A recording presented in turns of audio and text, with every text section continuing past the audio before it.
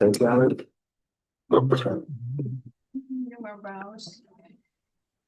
Whenever you're ready. Yes. Once this goes Well, I off, opened the door, wasn't, I don't know. I don't know. It's always I this thought way. you want to, I thought you don't want to come in. You have such a buzz for, wants to come in, doesn't want to come in, right? Doesn't. Thumb up the window.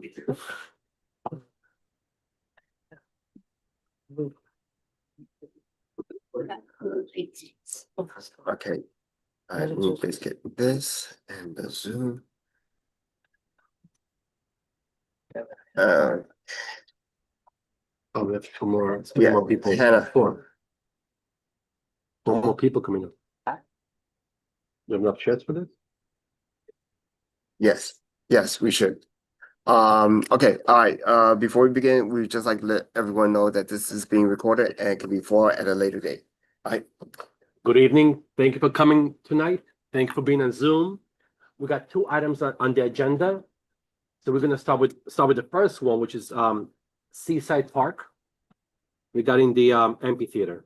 So Community Arts Center. Thank you, co-chair Angela. I don't know what I'll do without you. Thank you. All right. So please, you got the presentation. Gregory? Thank you. Yep, I'm gonna pull up right here. Let me just share it for everybody. Oh, she's coming up? Okay. Community Arts Center. All right, hold on. Yeah, I know. Okay. This is being shared.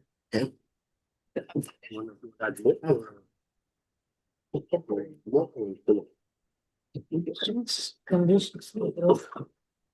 Okay, it's all yours.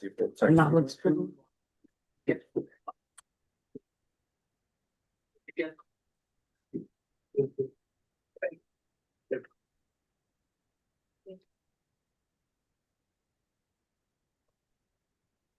I guess they'll come in when they come in.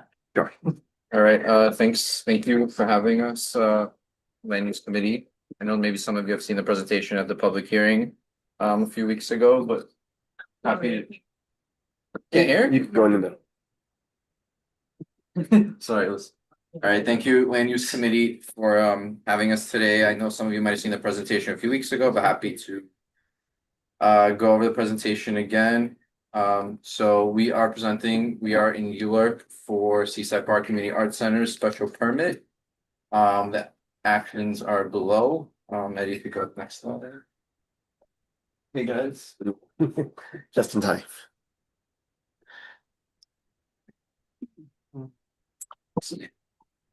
I'm joined by my colleague Eric, who is on our asset management team. I think we're gonna have another colleague with Liz from also our asset management team, but first I wanted to give the project overview. You can hear me? I want to give the project overview, which are the applicants, which are Seaside Park LLC, NYC EDC, and then NYC DCAS. And then the location Borough Block and Lot on the bottom. I think you all guys are all familiar with it. Next slide, Eddie.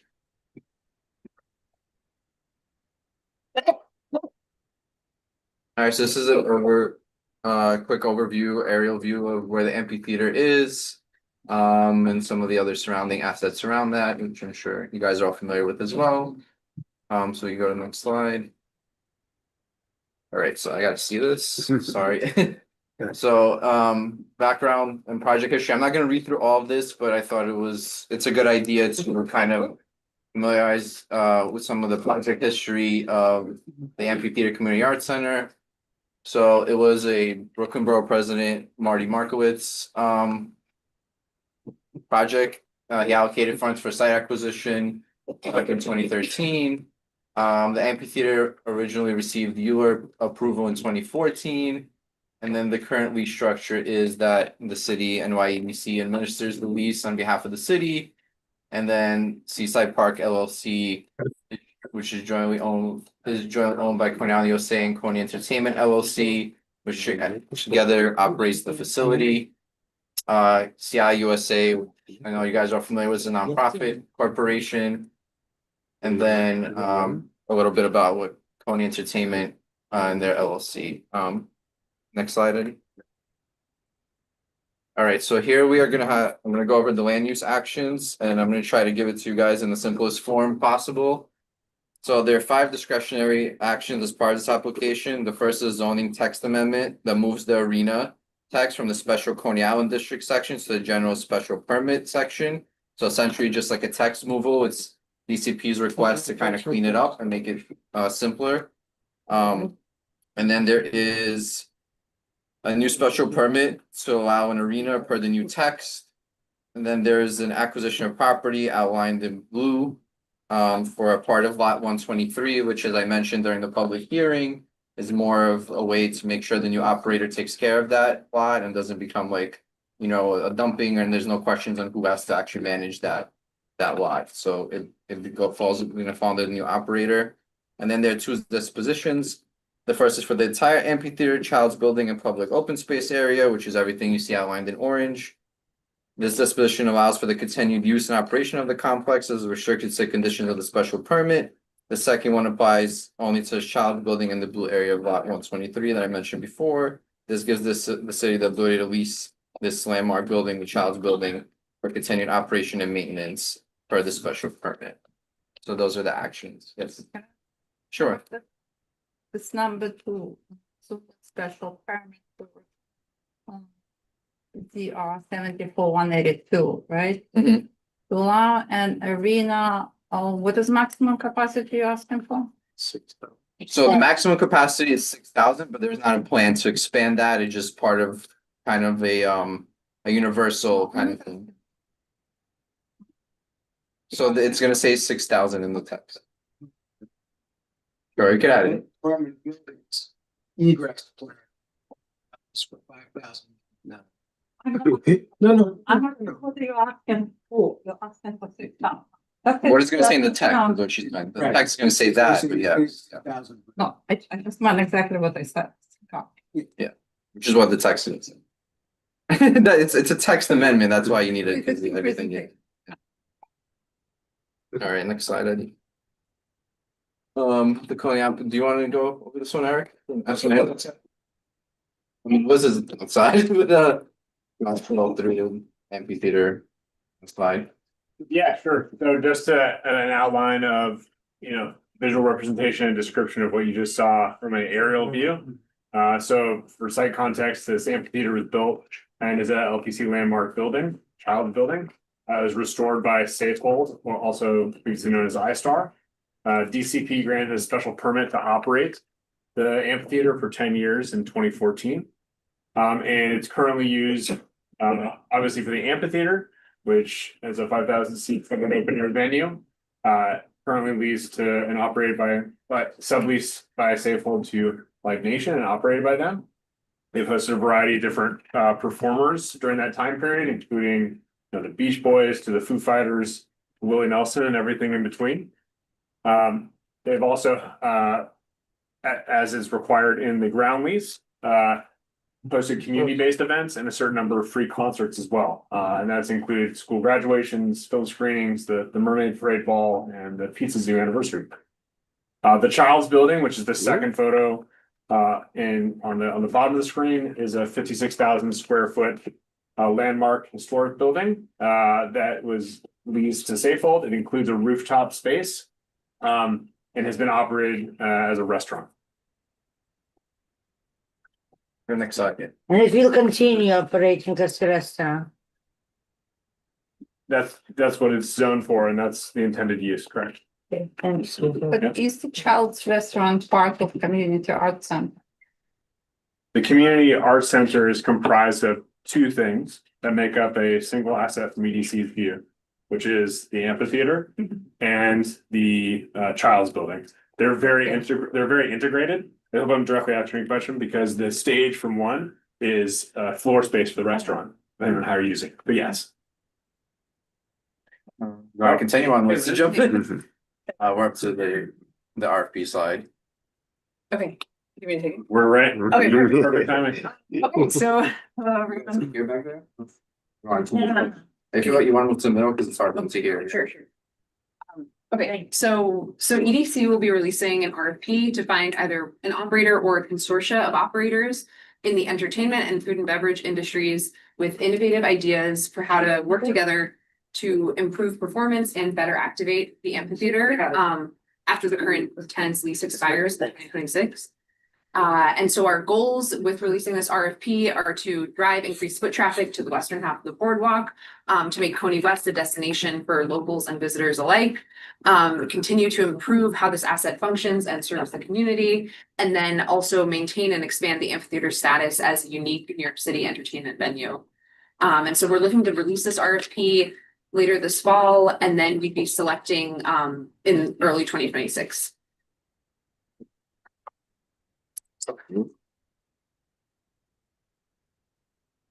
Great, but back to me, so again, one more aerial shot of the amphitheater.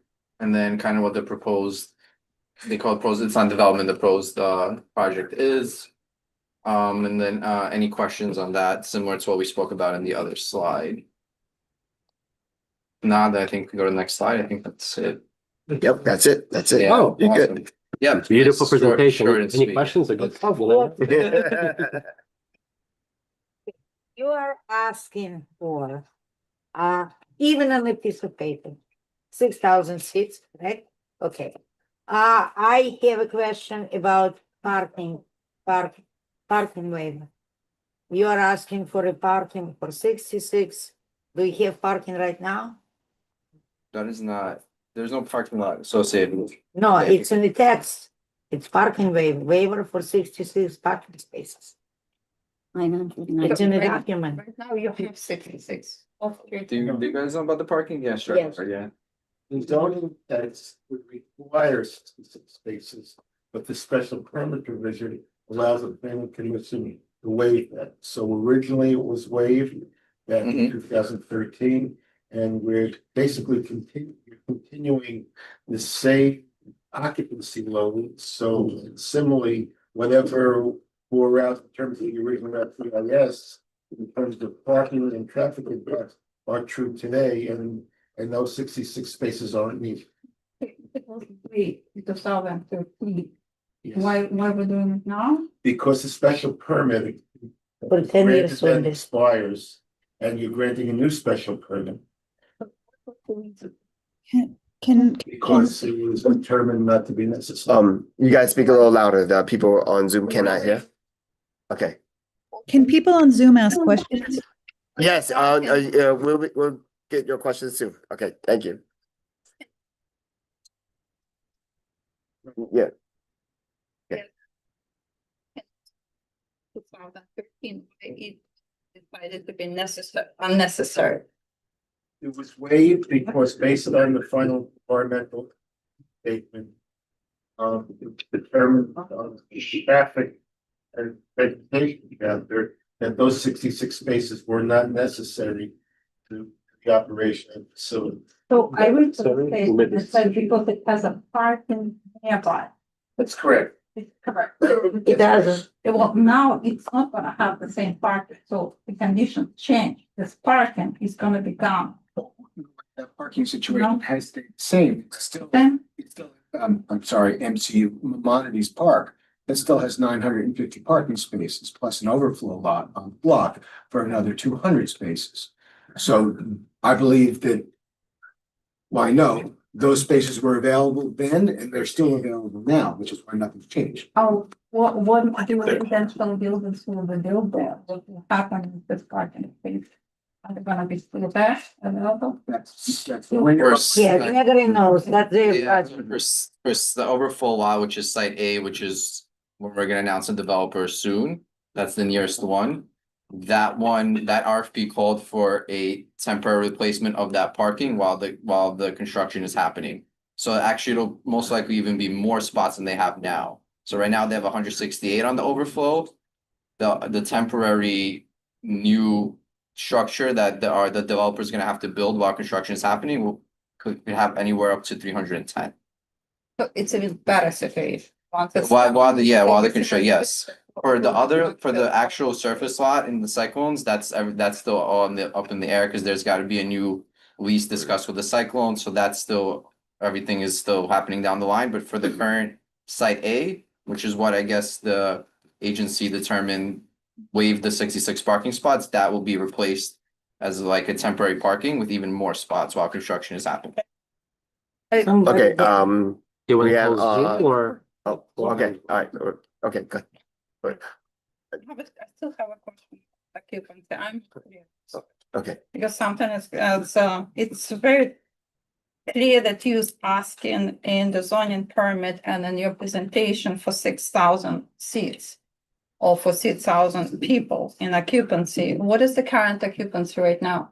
5,000. 5,000. 5,089. What current occupancy as of right when the waiver?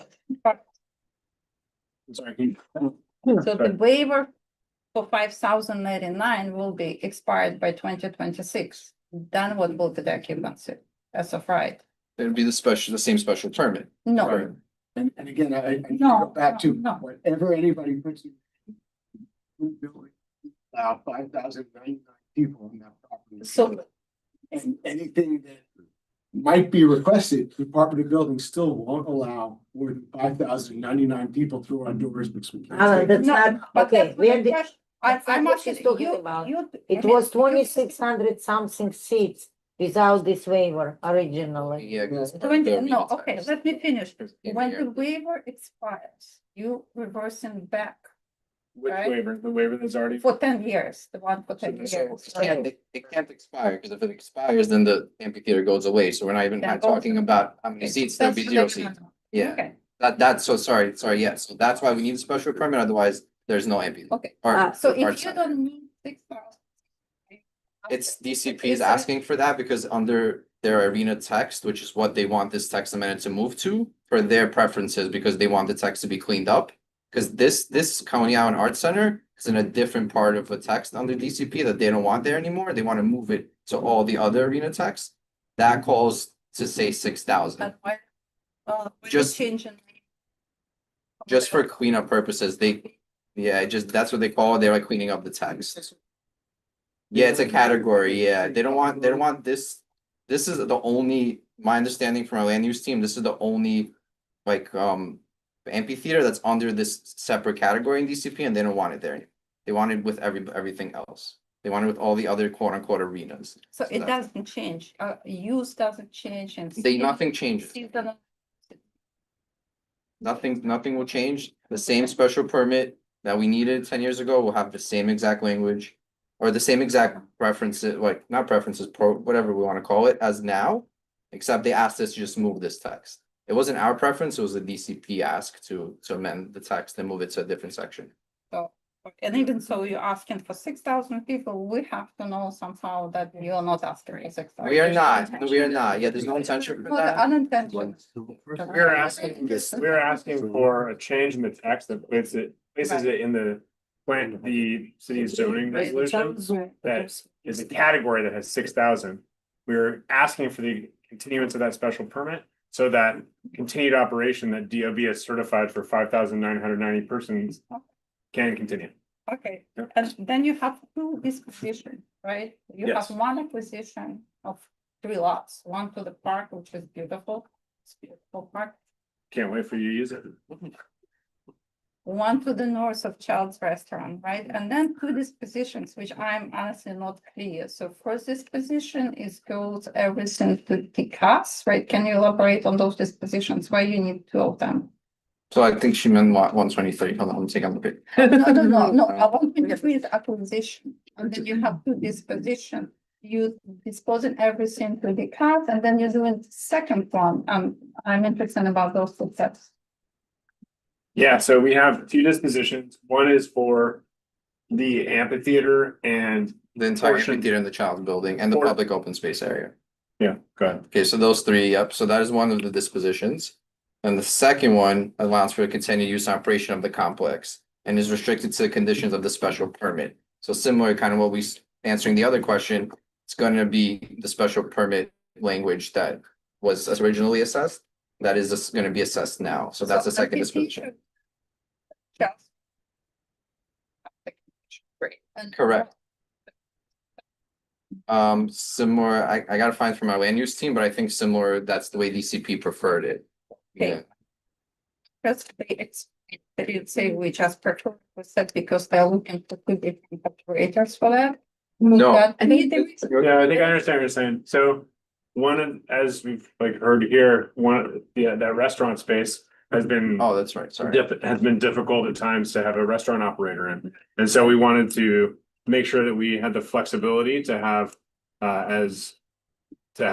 perhaps just an amphitheater operator or an amphitheater and restaurant operator, whatever would facilitate the best kind of best So this situation for the could- asset and the community asset. Right, description that I read that they're not going to be operated in tandem anymore. So that's why I was asking, is it still the same complex? Is it No, it says still it's a possibility they're not But- gonna be operated as a in the tandem? document. Because you're separating them, not physically, but it's gonna be different. But there's an option that- operators. This could still be one operator for both also. Correct. Yes, yeah. But preparation going to separate, and our concern, because it was built, the entire complex is a community arts center, who would like to remain as community arts center.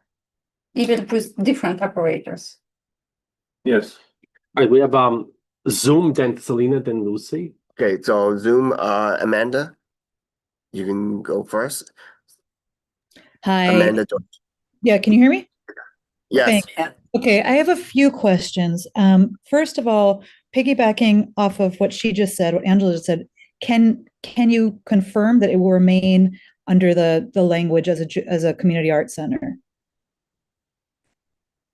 I'll go through my other questions actually. Also, is there a Yeah, it's Oh, gonna, well, the name okay. thing. And then is there a timeline for the RFP? I don't have it in front of me, but I'm wondering, A, if there's a timeline, and B, could Live Nation be subleasing it again? Life Nation is not subleasing, It's not, it's subleasing of the operator, but yeah, go ahead with the timeline. Yeah, so we are planning to release the RFP later this fall.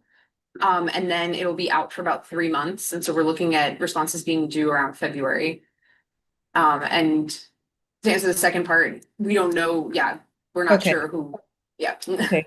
Because and then so like I remember one of the first concerts that they brought there was Peter Gabriel and Sting, and that and kind of ever after that it just petered out to being A, less available to the community, and B, how do I want to put this, not as big headliners.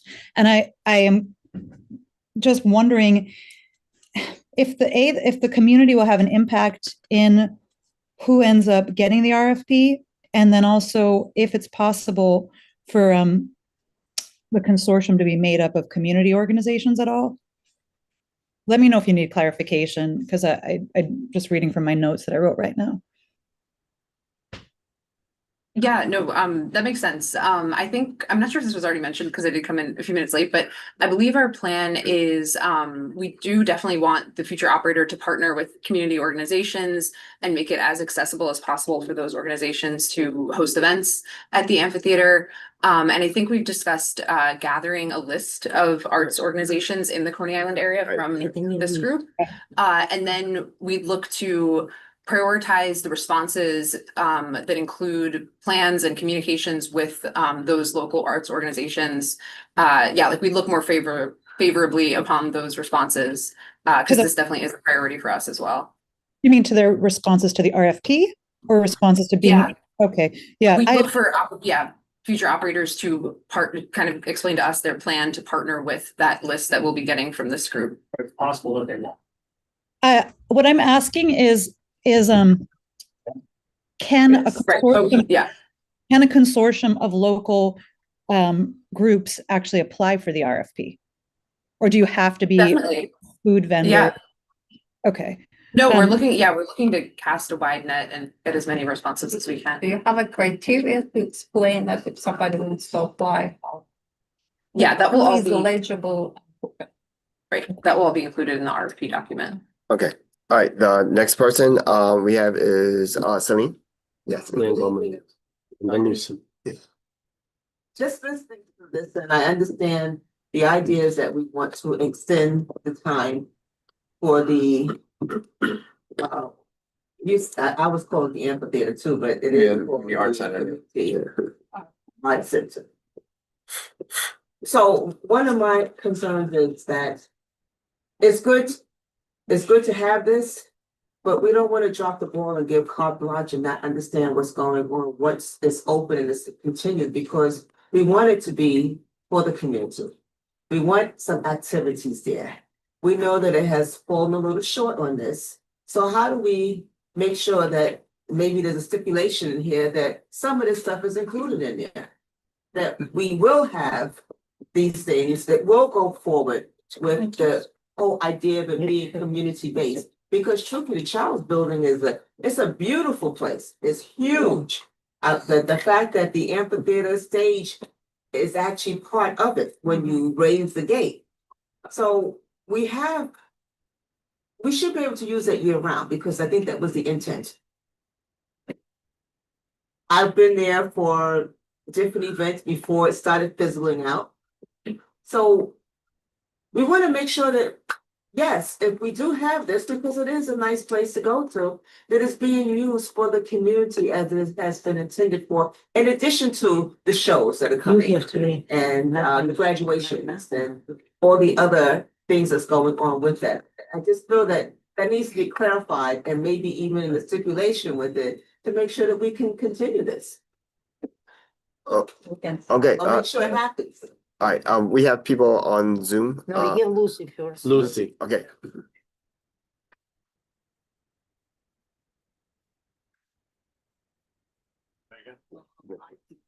Oh, I got it.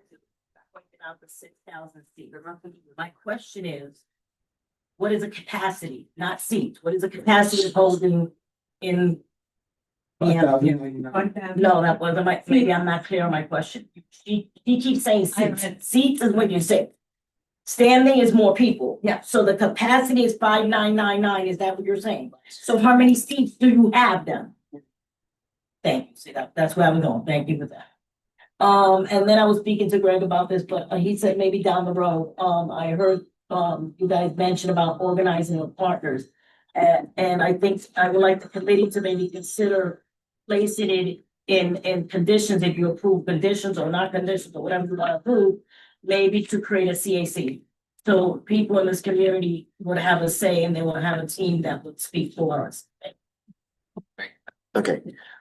All right, we're gonna go over to. Is it an extension, like, is it for next, or it's a permanent? Because I understand the change is permanent. You're not extending for another 10 years. You're just changing it and that's it. You're just calling it arena and it becomes 5,099 seats, keep in mind, 6,000, keep in mind, and that's it. So it's not extension for next years. It's a little bit done deal, changed forever. That is not my understanding, Howard, and special permit is in another 10 years, we'd have to get another special No, permit. I didn't find that 10 years, it's permanent. Well, Sorry. that's to the planning commission, that's really wants to, we're looking to turn through. But you're not asking for limited term. I read special term. You're asking to change to arena, that's it.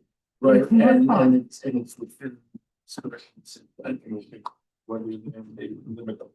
But if they want, like if Right, they would yeah, decide Yeah. somehow without you asking, but they Right. decide, they could ask, okay, but otherwise, it's gonna be just permanent.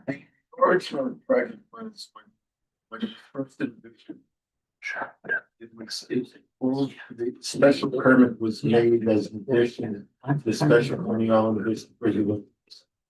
On the city planning, when it came time to entertain the renewal of the special permit, determined that as it actually, as you know, it's undertaken over the last couple of years, a massive overhaul of the zoning resolution, particularly when they did the city of yes for economic opportunity, was a lot of cleanup. And one of the things that city plan was trying to do now is clean up, because it didn't make any sense from a land use perspective, regulatory perspective, to have regulations for the open air facility, the amphitheater for Cold Island, be regulated separately from the regulation that already exists in the zone. That's why Texas being moved. But no way does it say we're changing. That's what, propose that. Limitation on the term. The limitation on the term, it's now with the specialists. Thank you. Okay, we're going to go over to Zoom, Ms. Matilde Francis, former Thank you. Assemblywoman. Thank you very much, Eddie. I had a quick question as a matter of clarification. During the presentation, I'm looking at the slide that says current uses. So the first current use is it's used as an amphitheater. That's understood. They highlighted the performances that have been there. But secondly, it talks about community-based events like school graduations, etc. And I was just wondering on a granular level what that means. Does that just mean that graduations, schools could have graduations there at cost? Is there a sliding scale? Have there been any events that have been held for local groups for free? Like, could someone explain in the weeds exactly what that looks like and what that has entailed over the last few years? My friend Alan can explain, I guess, how many graduations you guys have had and what the, I guess, price point has been for that and other. Sure. Yeah. This year there was about 22 graduations held at the on the property. Live Nation does not have a sliding scale, to my knowledge. And it is difficult to do anything for free because anytime you have a mass gathering, whether it be 100 people, 200 people, or 5,000 people, you have security concerns, you have custodial concerns, etc. So free is very difficult to do without losing money, but doing things at cost, certainly something that should be considered for certainly certain organizations and certain schools. But you don't want to also set that precedence because the venue does have rent to pay, electricity to pay, and it has a staff. So those basic needs all need to be met whenever an event sinks on property, any property. Understood, and I appreciate that answer very much. The reason why I was asking is because, as Eddie mentioned, I served in office some years ago, and I remember vividly sometimes getting phone calls from some local schools asking if there was any way I could help them because they wanted to have a graduation ceremony there, but they couldn't afford it. I remember some of the schools saying that the cost was prohibitive at the time. So I was just wondering, I know that it's a bustling place, that there are plenty of graduations. I myself have been there for many such graduation ceremonies, but I was wondering if there had ever been any discussion in terms of doing something just for schools in the 11224 zip code or in the immediate vicinity of the location. So that's just something I wanted to put on the table because you're calling it a community-based event, but I'm like, well, what makes it a community-based event? I mean, I guess just because they're community groups, I suppose. You know, there's some great arts institutions in this city of which I attend regularly. The Joyce Theater, the Apollo, they all are about the arts and they all have rent and insurance and staff and cleaning and they're great parts of the community. So there does need to be a balance, perhaps a sliding scale. That's something that certainly should be looked at. Yep. I agree. Thank you. We'll look at, right? Okay, Joanne. Discussion that we're having now should be held when we're dealing with the RFP. Right now, they're just asking us. We're not dealing with RFP. That's why, okay. So none of it's gonna come back to this table after this meeting. Is that No. what you're telling me? Yes, that's why, that's okay. But May Commissioner, I, okay, may I now? yes. Not everyone remembers or were present years ago when they came to us first time. I remember, and thanks to Angela, she reminded me, she even found an old article where it says that Helena Mackin community activist was asking for CBA and on and on and on and on. It was not only me, it was Sheila Small and someone else. I refresh my memory, and I know, and I remember now what were promised. And it was a lot. From farmer markets and and craft markets and community events and on and on.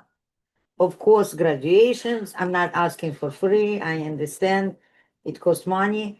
It was also promised the shuttle to aquarium parking lot and on and on. I'm not gonna talk about it. What I'm gonna talk about it, that some promises disappear. Because Angela requested, and community, let's put community board requested to look at the lease and write their addendum, whatever you call into the lease. And I mentioned Article 23 during my comments back on September 25th. It's much less than what promised, but even though what left and what operator, whoever you choose, sign was not really fulfilled. We are not, Article 23 in the ground lease? yes. Wow, okay, go, girl. Everybody else knew that I'm back, okay, I'm back. You know that. You know that, okay. So since there are two parallel processes, URLAP and RFP. We have no say in RFP. City has its own standards and on and on. From one side, to me, it's kind of strange that RFP is going out before city operator, potential partner, heard from community and all other partners, whoever should vote to approve this URL, okay? Again, never ever even thought came to my mind that we have to vote it down because it's gonna be shame. It was built on public land, using public money, and it should be there, but it should be a real community art. Because when I'm being told by someone, not you guys, but when I'm being told, not you, Alan, someone that, we have a playground, so community can use it all year round, really? I believe it's not enough, okay? I believe it's not enough. I'm not gonna lie. I spoke to Alan. We discussed last week, we discussed possibilities of something that should be done for community.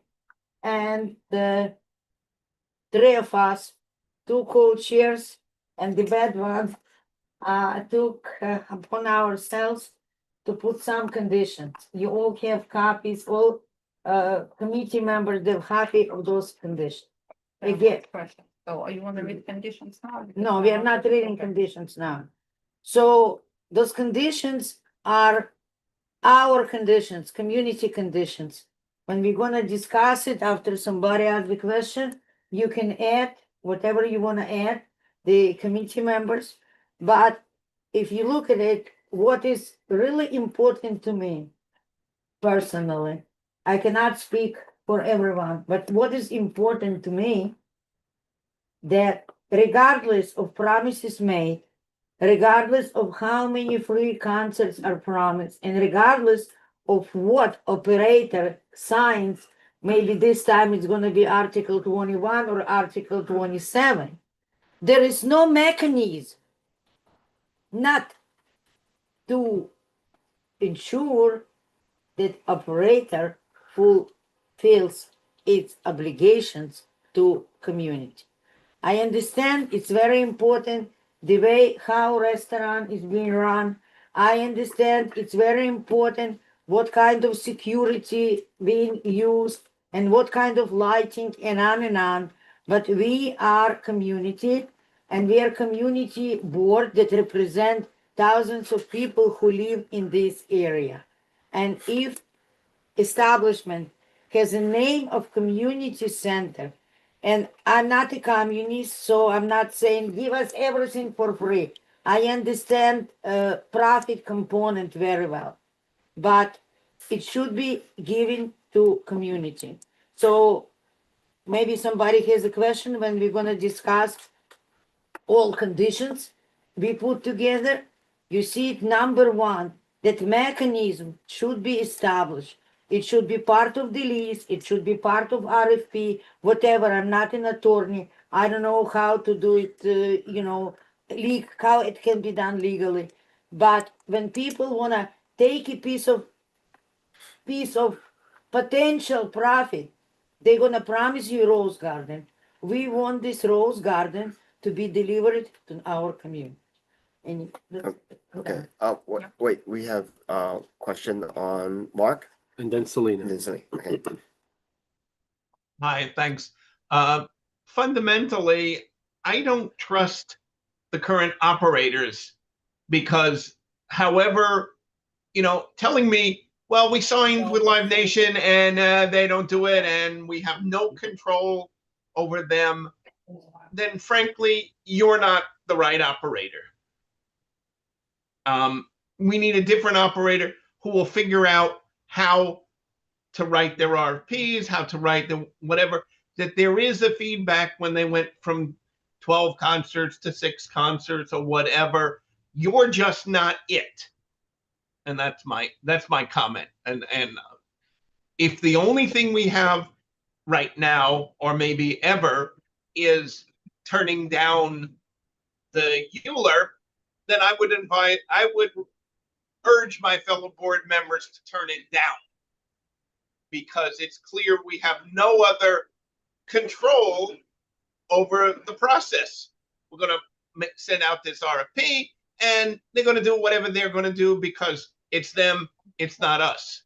We don't get the community benefit, which is what this was originally supposed to be. Thank you. I'll give out my rest. There will be a new operator. Thank you, Mark. That's Selena? I will say this again. The idea to extend is great, but we have to have some type of input as to what's going on. Make sure that, because I know there's something totally different, and I understand now that we're not gonna be part of that when you're looking for the new vendor or whoever's going to run it, et cetera. But I think the longevity, looking at the longevity of it also, because unfortunately, we have had times where we were told that things would happen, but it's a short span. So we just want responsibility, someone to make sure that we are in, the community is involved with this, because it is a nice place. So part of the reason that we met with Angela, Eddie, Jeff, and also council member last week is to get that partnership with the new operator, with the community partner, that the list that CB13 and council member's office will provide us, that if you are an operator and you're applying for this RFP and you want to be the operator for this entity, go and have conversations with these lists or these entities that, CB13 and Justin Brandon will provide for us. And that will make your application much stronger, because we want to have a partner with the operator that is an extension to the community, right? Understandably, maybe it wasn't that way with Coney Island USA. I don't know what happened there, but our goal is to have that extension. That's why we had this conversation with, this group before the land use committee, as well as the council member's office, to say, hey, who do you trust in this community as a CBO or somebody that can help run this with the new operator? And let's have these applicants make sure they have conversations with these people and not just have some siloed decision that they're going to make on their own. We're going to have a say in that. And I'm speaking for asset management, like, you guys agree? Yeah, so that's like, Yeah. I want to make sure everybody understands that, but like, and I live here too. It's important to me as well. So I spoke to my colleagues as well to say, let's do this. Like, let's make sure this happens. I spoke to JP about it. I said, we want to make sure there's this extension here to make up for some of the, lack of things that have happened over the last decade. So I want to make sure everybody understands that.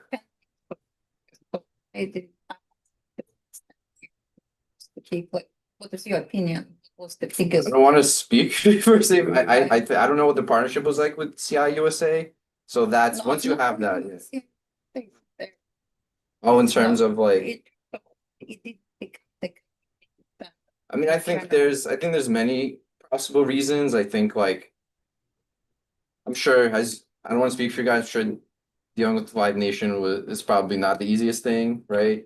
I think that's part of it. I think there's I think there's multiple things. I mean, I don't, if you guys want to answer that question, you can. I've only been here for 2 years, so I can't answer that. I can answer from the outside. Sure, but yeah, I'm sure there's a lot of things, but it's not stuff that was. 10 years, we can articulate what happened, why didn't it become the community center? How would we know it will become?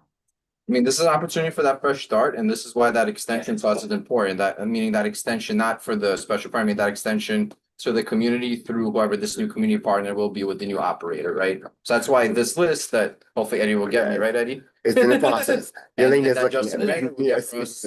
Since Yes. one did not like the list, so it should. be Oh, back you don't like the over. list? If you don't like the list, then you did. Another question online on the Zoom. Yes, are we at Anna? Anna?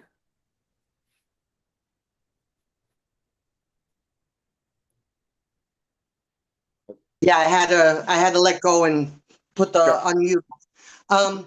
Yeah, okay, I wasn't able to hear from the beginning, but I pretty much got the gist of it. And I'm not sure if those who are asking for this are getting the gist of what the community is saying. All right? You cannot come in here and say, you're gonna give us this, this, and that. Call it Community Arts Center, but yet the community is out of most of it, and all we are a part of is saying yes to give it to you. So whatever you're saying, you want to put the community in, and you're going to work with us and with JB and all that, that's wonderful. Put it in writing and make sure that the community board goes through these stipulations, the conditions, before it gets a definite go-ahead, because we've been told from the beginning of wanting to put this amphitheater, community center, whatever you want to call it, we've been told we're going to get all this good stuff and we barely got anything. All right. I want our community, through the community board as well as others, to be at the table when these decisions are making and not be told after decisions are made, this is how it's going to be. I'm born and raised in this community, and I believe that enough people in this community are so disadvantaged and so tired of hearing these things. This is why you don't have a lot of people coming forward. But this is a community that does stick together, does care about one another, and I don't want us to get hoodwinked. Thank you. Thanks. Anybody else? No, Lucy and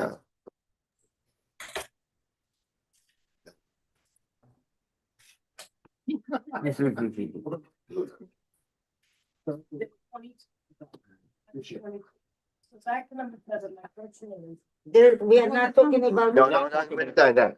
I ask you a question, that's it. This is gonna be discussed later on. Yes. This is Yeah. the Europe still. What's your question?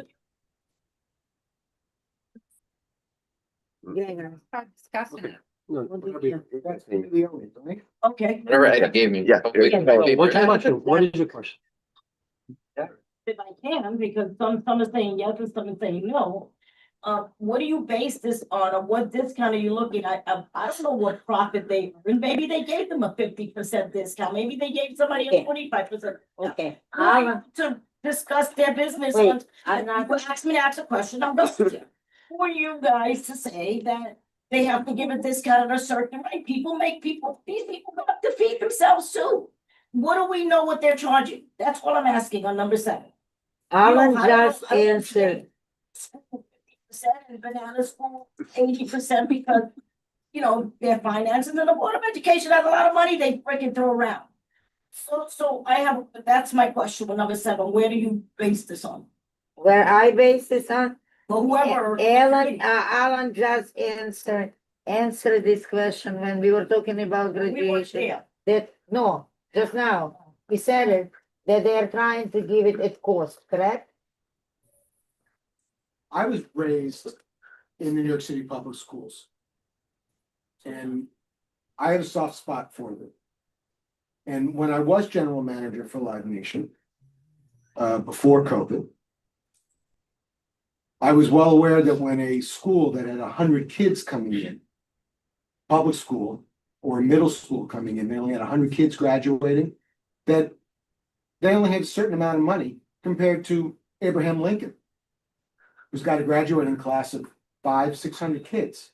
So now I had 4 two parents and two grandparents, and all of a sudden you've got a full house. That's a different rate structure. So should there be a sliding scale?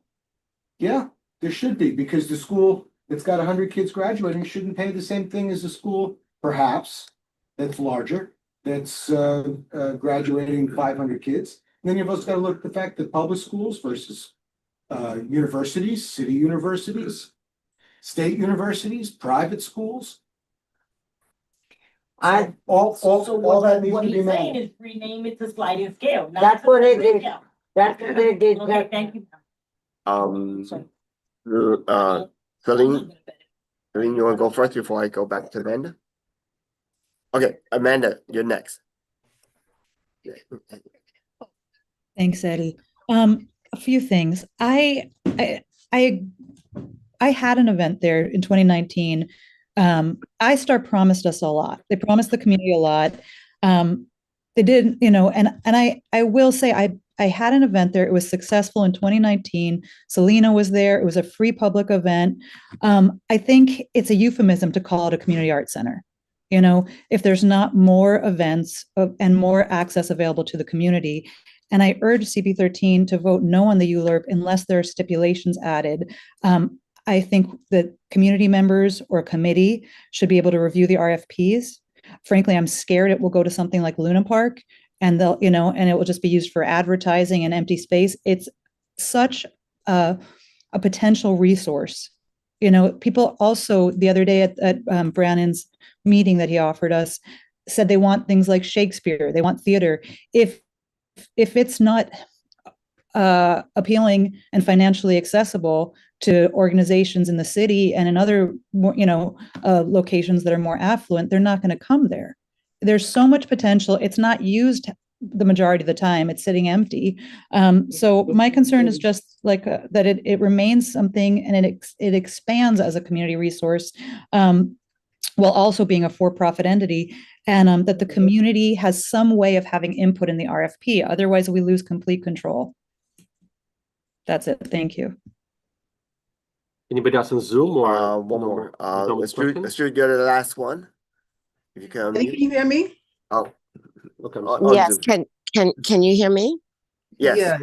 Okay, so I pretty much Amanda voiced what I was gonna ask, like, is there some way, since the applicant wants to start fresh, is there some way or somehow in some language that we can put, whether it's in, during this voting time, whether you vote and put some sort of stipulation or something. I just don't know, how can you guarantee that they will start fresh and that they will do what a lot of members here on the Zoom is asking. I just don't know how that's going to happen. And if they put a stipulation, if you guys put a stipulation and you're voting, then how is that who's going to guarantee that? That's my question. I don't know, what is the answer to this? I mean, I'm hearing a lot of stuff that they would like to do, but who's going to make sure that that happens? And how would that happen? So that's my question. Okay. Eddie, can you hear me? Yeah. You didn't raise your hand, but. I know, I'm having a hard time raising my All hand. right. Okay, Linda, before we go on, we're gonna see if they can answer that question. Okay. Oh, I'm sorry, go ahead. Yeah, you wanna answer it, or you just wanna? I mean, somebody needs to answer, like, how is this going to happen? If I'm going to just a guarantee little bit something. confused. Are you asking if someone wants to answer Astrid's question? Yeah, I'd be happy Yes. to. I just was Thank you. confused. Thank you. I just need a little air traffic control. I got you. Yeah. Okay, so Astrid, nice to meet you. So yes, part of the way that you could hold us to account is, I mean, for example, this piece of paper, which the community board has given us, is great as input. The RFP is not out yet. That's why we've come to talk to you tonight, as well as earlier this week, collecting a list of organizations, local organizations sourced from this community board that we intend to put in the RFP, and then tell respondents those responses that will be viewed more favorably we'll have shown evidence of engaging with these organizations and show a plan to include them to an X number of free events, but also more so, and the best proposals will also be shown to activate the both restaurant as well as the amphitheater as many days a year as possible. So that's I hope that answered your question. I will. What you How put would here tonight is well, great. well, my question then would be, if the operator does not do what we're asking to do, how would you guarantee it? Like, what would you do then if the operator is not doing, did the same thing as Live Nation? What would you do? Yeah, ultimately, the way if That's we're what we wrote, actually. sure, I think your question is what are the ways to enforce that? And it would be basically to write it into the contract. So, right now, as the contract is, if the operator doesn't provide a certain number of free concerts a year, they're in default. And so that would be the mechanism to enforce the contract. So it's how the contract is written with the new operator. The operator holds a contract with Live Nation, not Yeah. EDC. EDC holds a contract with the operator and then the operator with Live Nation. All right, Any more? Linda Harrison, okay. Yeah, Okay, Linda Harrison? yeah, I'm here. Can you hear me? Yes. Okay, great. I want to go back to a little bit to the beginning. Child's Restaurant. It just hit me that would be a great place, maybe to reconstruct and do a food hall there. And I do believe operators should be separated. You should not have the events person also doing the kitchen on the operation of the restaurant. There's two different talents and abilities. The other thing is, I agree with Mark. I don't care for Live Nation. Live Nation is not good for the community because they're good at what they do. They're very professional. They want the top dollar of entertainment, but they don't take into consideration our community. That's why I suggest we have a board, a community board of experts, of people who know how to bring acts together, different artists together with some guidance.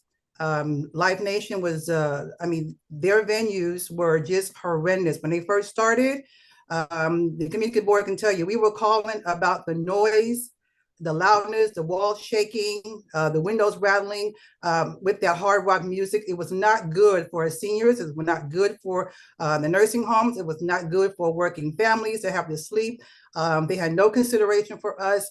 We need to have people from the community with some input as to how things are going to go. And I think that we can also do a monitor this producer or whoever they are. They would have to answer to the board and make sure that they are performing. All right. And those are my suggestions. I think that will work well. But I don't think we have to continue with Live Nation. I think we ought to find someone else who's used to doing a community arts center. Okay. Because not all of us are experiencing that. So we really should look outside of ourselves and someone experienced in that venue. Okay. That's what I have to share. Okay. All right. Thank you. All right. Anybody? Angela has. Angela, I think okay. Mike had a question. Oh, okay. You have a question, Mike? Ken, before you go, if you don't mind, why aren't we going over this Yes. list? Because as you heard the last couple of speakers, Sure. okay, they're mentioning things that's already on here. Because we did not see.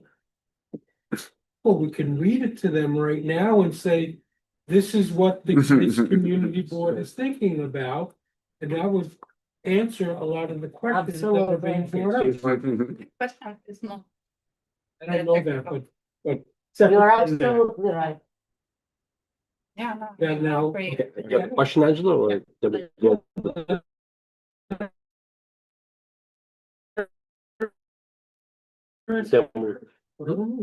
Over 4,000%. So your signage now 6,500 square feet. Can you elaborate on that? What are you doing beside? Because I was looking for drawings. You said you submitted drawings for sign, didn't find anything. Can you tell me? I would have to ask the land use team. I don't know. Okay, what so they- I read it. It's a detailed description of the signage. I know what it is. I just want you to know. What do you mean the same sign? Why is it increased 4,000 times? What's the thing? Nothing's being over previously.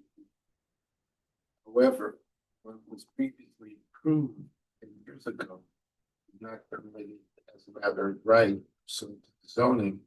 But given the unique nature of the facility, the city planning commission had the power to waive certain sign restrictions to allow the signage. But what you're seeing is not an increase over what exists, it's precisely what was approved 10 years ago and what's exists So I presently. read what it was 10 years ago, it was 150 square feet of the land, right now you're asking for 6,500 square. You specifically in details you saying what it's looking for neon letters on South restaurant, I'm concerned about that. I mean, it's probably beautiful, but it's a landmark. That's already exists, that's already there. So that's over from the south. Okay, прочитать. Почитайте, So that's not there right now. Right. Some structures that would not. Yeah, don't make anything. This is when Ford left. Ford off the building. I try. They were no longer sponsors, but. I see. We still have. Oh, this big sign that said Ford, that was. Yeah, that's right. I got it. Response. But building still maintains the rights to put up To put it back. Chevy. And big plasma screen, we're putting in plasma screens on the stage, that's all it's gonna. Beautiful, okay, and wait, restrooms. You said the restrooms will be open to the public from April to October without disruption. Which bathrooms we're talking about? Small camping station or the big one in the health restaurant? Which one?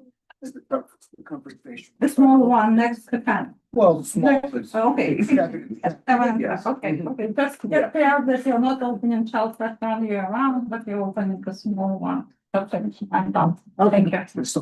Michael Silverman is absolutely right.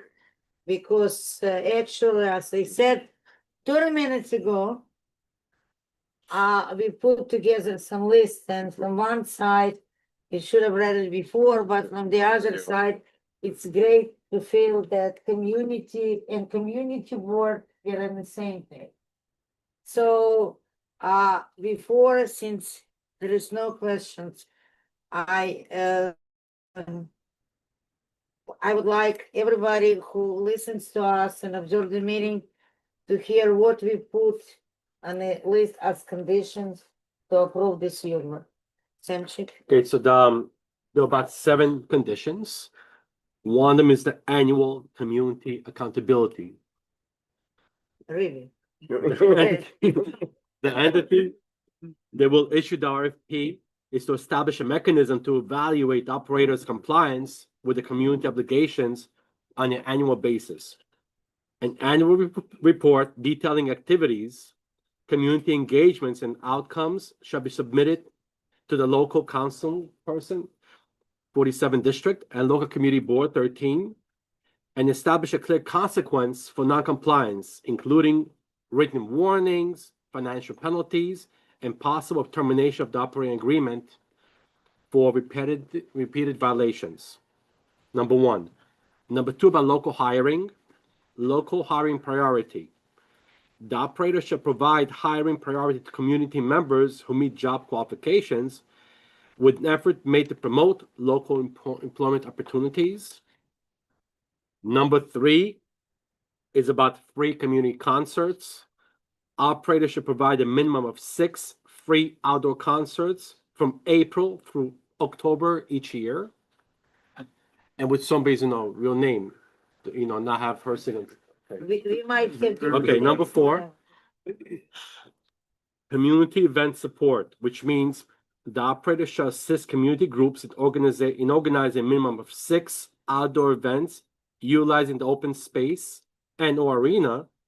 Events may include, but not limited to, farmers market, crafts market, job fairs, health fairs. Number 5, support for local art organizations. The operator should make the indoor facility available free of charge or at a discounted rate, maybe a sliding scale, to South Brooklyn art-related organizations for a minimum of 6 performances or events during the period between October through April. Number 6, about the sound noise. Sound level monitoring. The operator should monitor and maintain sound levels during performances to ensure they do not exceed 42 decibels as measured nearby residents in accordance with New York City noise regulations. Number 7, discounted facility used for graduation. Okay, sliding scale. Sliding, see? Good you're here. Sliding scale used for graduation fees, I guess. The operator shall make the facility available for local schools and community graduations at a sliding scale. We can add a few things, modify. Oh, Selena. I think it also, it should be considered access to this one, since it was built based on the point that it's not only just the summertime that the community art center can be used, but it could be indoors and host different events. So I would increase the request greater than 6 for the community event support to include that. Which number? I will go back to number 4 and increase 1. No, it sounds good, but okay, all sounds good. We're all here to talk, but in reality, we got business. If they're not making money that, during certain season, keep it open, they're losing money. In reality, they may try, but they may, you can always ask. Well, it's gonna be next time is gonna be you're gonna earn money while you're hosting an event. Okay, Selena, you are absolutely right, but you unfortunately, in the previous agreement in on, we had minimum 6, maximum 15. I don't know for how many years it was fulfilled, minimum 6. Okay, we are asking for Every year. okay, but not 15. Okay, but so we are asking for minimum 6, and actually meet 12 event, we're asking for 6 and 6 and plus 6. Okay, there are 3 different categories of events in this list. List number event type number 1, 3 concerts to be held minimum 6 per year from April to October. So minimum one once a month, minimum. Okay, we're talking about 6 months period. Minimum 6 event that operator will assist using open space, you call it park, whatever, for farmer market, craft market, art exhibition, health fair. So it can be, if it's a Christmas celebration or whatever, it can be done all year around. There is no timeline. Number 3, indoor event. We all know about the stage, which is a floor and on and on and on. I'm not an architect like Angela, I cannot explain. Okay, so we want community groups not to come for a meeting, but we want community groups, art community groups. And reason I deliberately put South Brooklyn, because if good dance school or good ballet school or good chorus or orchestra located 2 miles away, we still want them to come and perform for Coney Island community, especially kids. So altogether, we are asking for minimum 18 events per year. 18, minimum. Well, that would be, so you would increase it then, because right now it's 6 and 6 would be 12, so. No, it's 6, 6, and 6. I don't see. Number 5, number 4, and number 3.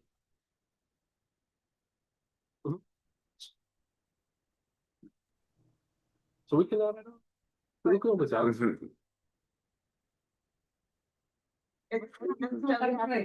Wait a minute. Wait. Restaurant, it's a seasonal or year round? The restaurant right now is supposed to be open year round. I thought I forgot. But let me just ask you. That as we're talking about it being a community art, yes, if someone is going to come from a different location to utilize it, it's still open for the community to come and experience that. type That's of what we are entity. talking about. Okay, That's what I'm let saying. me say something. It's gonna be some last, what I'm gonna say. We have, or let's say we have a school, non-profit school, on and on and on and on. They have performances. They're renting child building place inside with the stage to perform for community. Okay, it still costs money. Costumes, music, sound, and on and on and on and on. So for us, actually, it would be very beneficial if the operator is succeed financially. So if they have, because somebody asked for a reason why this promise was not fulfilled, that promise was not fulfilled. It's not only about ignorance. The best answer is a dollar sign. If you don't make money, you have nothing to do. No, So I'm agreeing with that. that's it. But I still think, again, that it can be made so that Yeah. the community can go and see that art program that comes into. So it's still earning money. It's not gonna be free tickets all the time, but you still have the opportunity to expand your horizons with different types of activity. This, if you look at number 5, you don't have to limit it to October through April. Okay, Just- year round. Year round. Yeah. Here's number 5 or? Yeah. Because the concert is only in spring, summer, period. Generally, yes. Okay.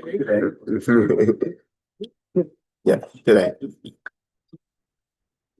The open markets and so on, you're not gonna have here in January, February. Why not? Why not? Uh-oh. Too cold. Okay, except number Okay. 3. Number 5, during year the round. year. Year round. Even New Year's, a lot of people show up New Year's. Is that good for the, Lucia? If they Yeah, go- yes, I'm sorry. Okay, so that's what we're brought to us. Thank you for very comprehensive list. I think it answers a lot of the questions that we received on Zoom and here in the room, as well. We'll now ask, I guess, did we leave anything out? Yeah, it's a draft, so we can work. on Yeah. it. No, it's not. And- We will. Did anybody Yeah, have? Lucy. Lucy? Yeah. Sure. Have- Oh, yeah. And be direct in saying, if you request for a CAC, it's only residents, not business owners. They have their own agenda. Residents only, that will be on this CAC. In addition, the reason I bring that up is because if you're gonna have 6 events, let's just say hypothetically, the farmer's market or whatever. The CAC will discuss it with them of who they should pick to have those events. You don't want the same apples all the time.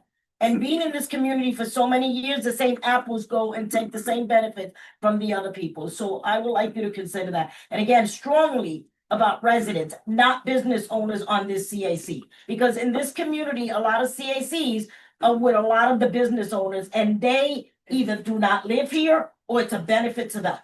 Okay, I personally understood we cannot put as condition to form CAC because it's us who's forming CAC, not them.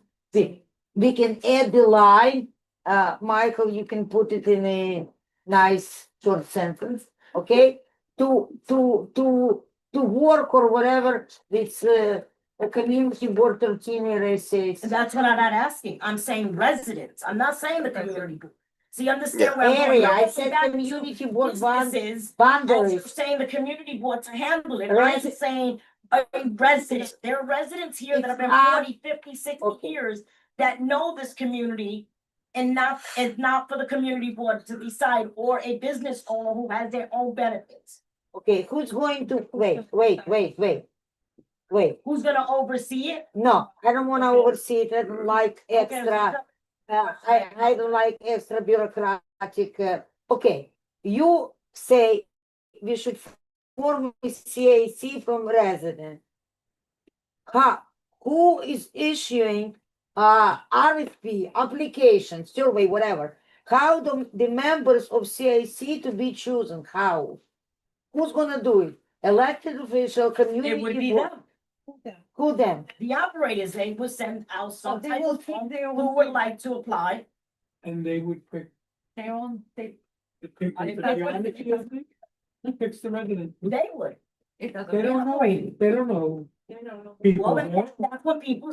Gregory, I know people here. Okay. I'm not taking. All right. Then you saying the community board should then do it? No, I'm asking, I don't know what. No, we don't know who's supposed to do it, but we don't think that operator should pick somebody who will be helped, because it's like a different. We should set the criteria.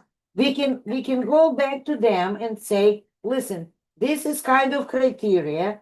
We want 9, 13, 11, whatever members of community advisory council, of community advisory committee, whatever you call it, it's still same abbreviation, okay? So they're saying whoever they choose, not the city. The operator is not here yet. So as soon as they have operator, it can be part of the agreement that they have to, form CAC, okay? But how would operator? But know how? who to choose? But how? Eddie, how was it picked with the women's shelter? What they did was we picked it within the community board members. Community board picked it up, yeah. And some local resident outside of the community board. Yeah. Yes. With the committee picking members Of the community. of the community as opposed to, because you could be at a community board and just have business here in Coney Island. Just an art. Have residents. I think, I Okay. think that's I like probably the. that. So it's number 8? Hmm? Number 8 would be, No, it's not up to them to establish Yeah. CAC, it's up to, No. it should be somehow to work. Operator to work with CAC, formed by community No, board. the of the- operator cannot form CAC. Operator to work. But to work with the board, to make sure that the 6, whatever previous, and I like your point, is not the members of the community. No. They will have a committee to pick residents. Who can be. Oh, yeah. Okay, Okay. all right, we, A business owner. okay, we have one last, question. Okay, all right. All right, Jennifer, we have you as our last speaker. Thank you. Can you hear me okay? Yes. Okay, great. So I apologies if this was discussed. It's kind of hard to hear, depending on people are sitting probably. But I heard some folks when they were talking about the conditions say that, oh, well, this one says April to October and this one says October to April. And then I think you changed one to year round. If it's not already in there, I think it's important to be explicit that we should require events in the off season, because it's a little too easy to just shove them all in the on season when there's more people there anyway. I think it's really important for our community to have it mandated that there's events in the off season to give our community more things to do and also to attract people to our neighborhood when they're not already coming for the beach. Yeah, it was mentioned that it's year round. Okay. Yeah, alright, but I think we so- should just, I appreciate that it's year round, but I'm saying we should be explicit that they can't just say, oh, year round, well, we'll put one in April and October and July, and no, it has to be the other months. Okay, pretty sure if they can make money, they'll do it year round. okay, all right, take All right, it, let's okay, let's go. So, All right, thank the you. motion, we can, so the motion can be yes with recommendations. Motion to approve. Motion to With approve the conditions, Euler with the condition.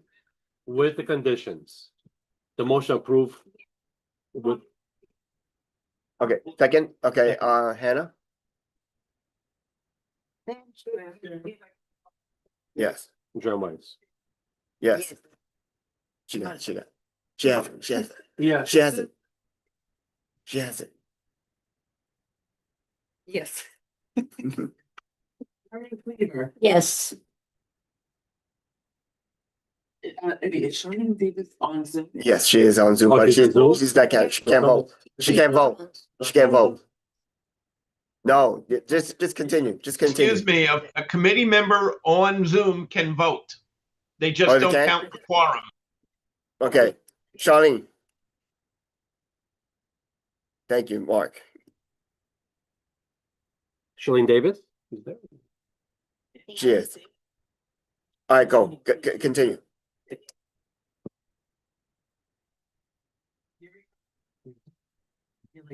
Yes. Microphone. Yes. Joanne? Yes. Did you go there? Mary Yeah. Davis? Charlene, Davis? Right there. she's not picking up. I said yes. Okay, thank you. Yes. You did hear her. We did hear you. Thank you. Okay. So Charlene, can you turn on your camera, please? paparazzi. She's on the phone. Then you can't. Then we can. You can. Okay. She does need to show her face. Yes, She does. It does. It does She say does, it on the she bottom. does. Yes. Thank you, Okay. Michael. All right. So if she doesn't, if you can't have access to it, Charlene, we will not. Your vote will not count. Okay, so the motion, Okay. and so go from the committee for the vote. Full committee meeting will be On the 22nd, 22nd, October Wednesday, 22nd. Yes, 7 p.m. 7 p.m. I presume probably 8 o'clock, Yes. 8:15. Okay. All right. The next one. This Second one. yes. Can you get this? Sure. Any Some. We could put this in Yeah, the the other condition. question Sorry, from, The condition. We can have asset management. I don't make that call. I don't think there's anything. We would have to check with our legal team, right? Okay. I think like most of it, probably pretty reasonable. Again, I don't want to answer for them. Legal feels like it's something that can be done. Our legal team is very strict on RPs and like the ethics behind it and all that stuff. That's the reason why we don't allow external people to see RPs. Something that we did with allowing even the list to be into the RFP is something that we rarely do with any other RFP. And something that we as a group pushed for this specifically. So these conditions are reasonable, but again, we have to check with legal to make sure that they can be in the RFP. I just wanna add that we didn't make up anything new, we just repeated what was in contract 10 years ago. Yeah, no, yeah, that's right. Again, we have to talk to them. Again, we don't make that final decision, but Okay. Sam. all right, so the second item, thank you for coming tonight. Thank So we're going to vote for the entire board. wait, everybody voted it? Yes. Yeah, they voted. You gotta go to the full board on the 22nd. It goes from the full board, yes. Yes. We're not presenting it on. No. No, we present enough at this point. No. No presentations, voting, that's it, no presentations. Sure. Yes, Yeah, they can move. oh, Selena. Yes. She won't be done again. No. There'll be somebody, will it be open, and somebody can ask questions? I think, what happens, No, for the, because it's gonna be. well, people ain't got a chance, I think. they We have a present chance. from the full board, they had the presentation, not when heard them in second presentation. You're correct. Was someone? Well, it's a good question, I mean, if there are more questions, I mean, to there to answer. I mean. Can anybody, simple, can anybody from your department attend the community board Vote. full vote in case there's a question on the? Are you guys planning to take questions? Because I know sometimes they just go straight vote. There's another public. I mean, I guess I'll be there. I'll have to figure out who's gonna go to CB5 then, but I'll figure it out. You're in New York. I do. I'm not gonna say anything. I got a copy of it? Yeah, we'll make sure. You come. Here we go. You got it. Great. Oh, but then we added on the year round and scale. But I guess, it kind of would make sense. You want it? Yeah, we'll email it to, we're gonna email it to, we're gonna email everything with the corrections. Because we gotta Yes. change a few things. Yeah. We're gonna have the corrections then. Yeah. No, we have to edit. Yeah, let you know. Yes, and then, kind of. She will. Yeah. Okay, all right, we have Okay, another presentation. Next one is, Thank you, Water sorry, Shore guys. View LLC. Water Shore Views LLC regarding, project. Hi. West Shore. Oh, it's what? It says Water Shore. Oh, yeah, Water Shore. I have it, oh, yeah. Oh, you have it already? It's only 2 sheets, we have more? no, this Oh, is good, out. okay, good. We got it then. Thank you very much. Sure, all right, here we go. We brought hard copies, so anyone like. Ooh, take it. Yeah, definitely. Sure. Sure. Well, that's true. Fair enough. If you want to email. Yeah. All right, You're gonna be over we're gonna time. get this. But- Just get that. So, everybody, thank you very much for giving this opportunity to introduce a project to you. My name is Ken Fisher. I'm land use counsel on the project, and I'm gonna introduce our team, which is led by Jay Valgora from Studio of the Architects. We also have from VHP, who are both our structural engineers and our environmental engineers, Jay Crowdy and Mark Taub. Lucas Lopez from my office. Rachel and Tommy. Rachel, who I've only seen on Zoom. We have, right, it's on. Yeah. So, this is probably something a little different than what you've heard in the past. First of all, it's in Gravesend. It's about as far away at the edge of the district, as you can get. But it's still within community board. And it's new because it's a large scale development. What we're proposing is to redevelop a pretty substantial area next to Calvertville Park. Jay will get into this in a lot more detail in just a minute. I'm told that back in the 80s, the site was rezoned for R5 for residential. And there's some legend about it, that somebody built some townhouses and there was a fire and. Yeah. They did, Rose Cove. And in any event, that zoning hasn't changed. The streets that they built don't exactly match up to the map in the borough president's office. We're gonna try and regularize that. But we're also gonna try and introduce a significant amount of new housing and some other things in an area that doesn't, and we're doing it in a way that I think you're gonna find very interesting. This community impacted so much by Sandy. And that has influenced a lot of the thinking that has gone into this. So if we just go to the next slide. We have a full team on it. The client name is Water Shore Views. That's it. The project is, we call it West Shore. As I mentioned, Studio via the Architects. In addition to VHB, we have another engineering firm, Thomas Torricelli, that we brought on board specifically to look at resiliency and sustainability and to incorporate what we think are the best practices. And I also wanted to mention Michael Van Valkenburg are the landscape architects. You may know them from Brooklyn Bridge Park, down at the end of Brooklyn where I live. Although I spent a lot of my time growing up out here. And then we've got some other consultants on it as well.